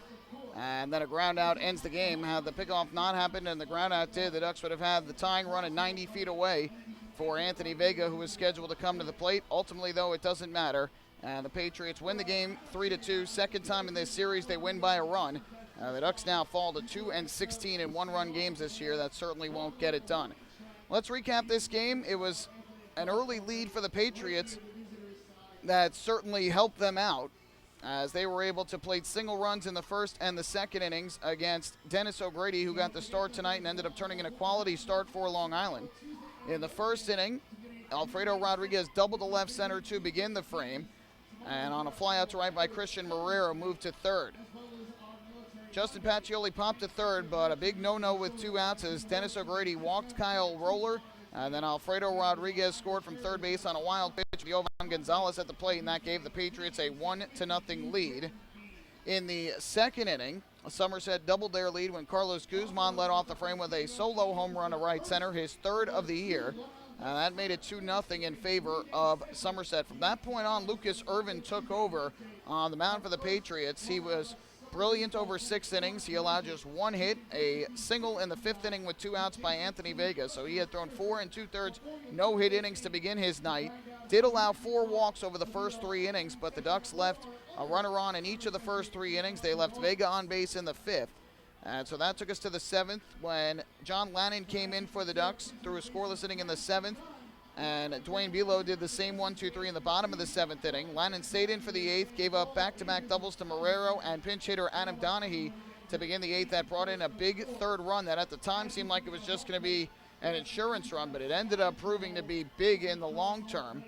And so that insurance run came in and made it 3-0. In the bottom of the 8th, the Ducks drew a pair of 2-out walks against Dustin Mollican. After Mollican struck out Berg and Vega, Berry walked, stole second, moved to 3rd on in throwing error, and then Lyons walked. But Lou Ford grabbed it into a fielder's choice, and the Ducks left 2 on base there to end that threat. And then after a scoreless 1-2-3 top of the 9th inning from Lannon, who threw 3 innings of 1-run relief tonight, the Ducks staged a rally in the bottom half of the 9th against Ronnie Shaben, who picked up the save here 2 nights ago. Shaben allowed a walk to Sanko to begin the inning, and then a wild pitch moved Sanko to second. Mark Krause followed with an RBI double that brought in Sanko and made it 3-1. After Reyes popped to center, in which Krause went to third. Ruben Gotay doubled down the right field line. That brought in Krause and made it 3-2. And then Kevin Byes made the decision to pinch run at second base with Phelan Lentini. No surprise there, the right move on paper given Lentini's speed, as that would then put the tying run in scoring position for Alex Berg. Well, Lentini got to second base, and as the right-hander Shaben was getting ready to pitch to Alex Berg, Lentini started to dance off of second as if he was going to try and take off for third. I get why he was trying to do that, because if he's able to make it easily, or make it in there regardless, then all of a sudden the tying runs at third with only 1 out and a fly ball would get him in. But it does mean a lot, because if he is caught stealing or if he is picked off, then the tying run comes off the base pass, and now a single all of a sudden will not tie the game. So it's a very risky decision. Lentini started to dance off. Shaben recognized it, threw back to second base, and Lentini was caught on a pickoff.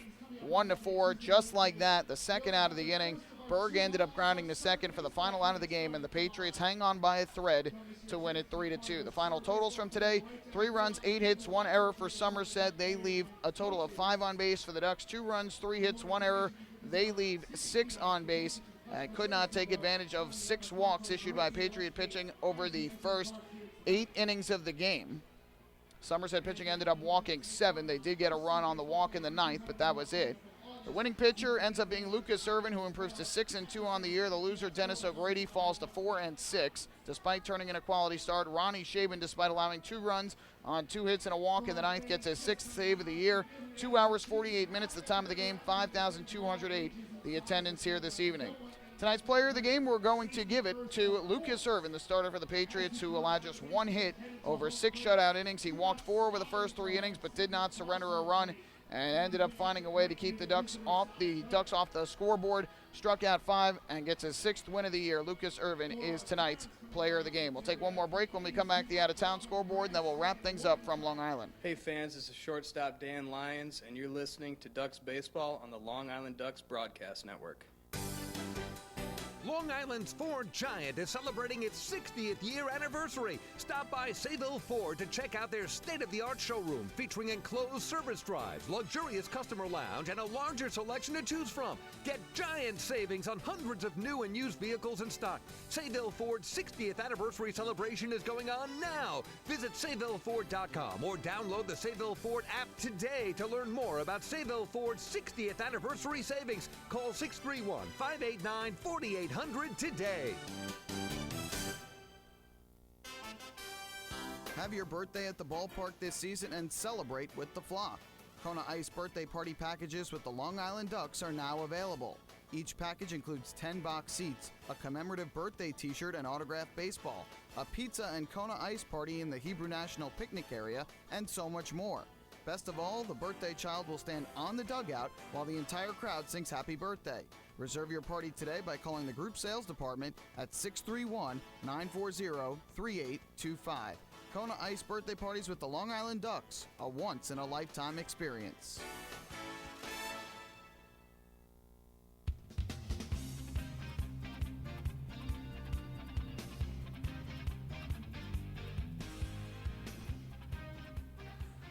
Back here at Bethpage Ballpark, a tough loss once again for the Ducks tonight as they were held to just one hit over 8 shutout innings, rallied for 2 runs in the 9th, but a base running blunder ends up taking the tying run out of scoring position with 1 away.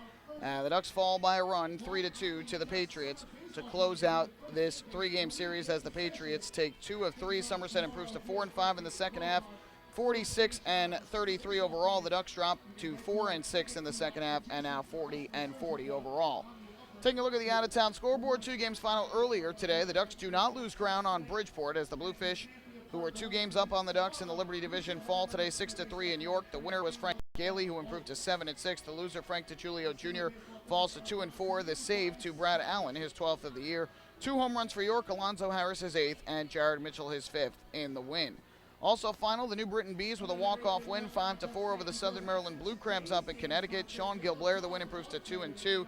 Jesse Beal, the loser, falls to 5-1. So the Bees improve to a half game in the division, back of first place. They're now a game and a half ahead of the Long Island Ducks before their 3-game series begins tomorrow here at Bethpage Ballpark. Michael Krause, his 13th home run of the year for New Britain in the win. In the loss, home runs from Zach Wilson of Southern Maryland, his 14th, and Ryan Wiggins, his 3rd. In Sugar Land, Texas, Skeeters have an early 5-3 lead over the Lancaster Barnstormers, bottom of the 3rd inning. Rami Lewis starting tonight for the Stormers and Michael Nix starting for the Skeeters. Sugar Land with 3 RBIs off the bat of Cole Gillespie thus far, and the Barnstormers with 2 from Vladimir Frias. Yankees earned a 3-0 shutout win over the Red Sox in Game 1 of their day-night doubleheader earlier today, holding Boston to just 4 hits. Winning pitcher CC Sabathia improved to 8-3. The loser Rick Porcello fell to 4-12. And the save, Aroldis Chapman, his 9th of the year. Tito Gregorius hit his 11th home run of the season for the Yankees in the win. Game 2 will begin momentarily up in Boston. It is Masahiro Tanaka on the mound for the Yankees, David Price for the Red Sox. Mets were beaten up today by the Rockies, 13-4 at Citi Field. Jeff Hoffman, the win, improved to 6-1. Steven Matz, the loser, fell to 2-3. In the losing effort, Lucas Duda, his 15th home run, is Dribble Cabrera, his 9th. And for the Rockies, Nolan Arenado hit his 18th, Charlie Blackmon his 21st, and Gerardo Parra with his 7th.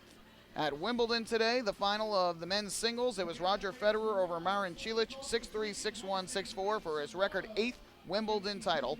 And a big win for the Liberty today, 85-55 over the Washington Mystics at Madison Square Garden. So that'll do it for the out-of-town scoreboard. Ducks will continue their homestand tomorrow night when they welcome in the New Britain Bees for the first of 3 this week here at Bethpage Ballpark. 6:35 start time. Gates will open at 5:35, 5:20 if you're a full-season ticket holder. It's Irish night at the ballpark. Now the first 1,500 fans in attendance will receive commemorative Ducks Stadium Cups courtesy of Shandon Court. Also a Military Monday, so discounted tickets for active members of the military with a valid military ID at the Bethpage Ballpark box office. Ducks have yet to announce their starter for tomorrow. We'll try and find that out and get it up on liducks.com as soon as we know it. For the Bees, they will go with left-hander Greg Nappo, who is 0-0 on this season, has a 6.00 ERA. It'll be the Ducks' first look at Greg Nappo. And the Bees thus far have played the Ducks 10 times this season, and I believe the teams have split those 10 meetings. I'm going to double-check that here. Indeed, they have. They have split the first 10 meetings of the season against each other. Long Island did sweep a 3-game set from New Britain up in Connecticut back in the first half, and we'll see if the Ducks can continue their success against the Bees of late when they face them here this week at Bethpage Ballpark. That is going to do it for us here in Central Islip, New York. Once again, the final score today, it was the Somerset Patriots 3 and the Long Island Ducks 2. We invite you to join us for our next Ducks broadcast, which will be tomorrow night when the Ducks welcome in the Bees for the first of 3. Pre-game show at 6:20, first pitch at 6:35. Joe Vasile will have the call for you right here on the Long Island Ducks Broadcast Network. Whether you're joining us at liducks.com, Facebook Live, or youtube.com/DucksBaseball, we will always be appreciative of you joining us. My name is Michael Pollock. Thanks so much for spending your Sunday evening with me. I hope you enjoyed the broadcast. Have a great rest of your Sunday night, and we'll do it all over again on Monday here at Bethpage Ballpark. So, good night and so long. Have a great rest of your weekend from Central Islip, New York.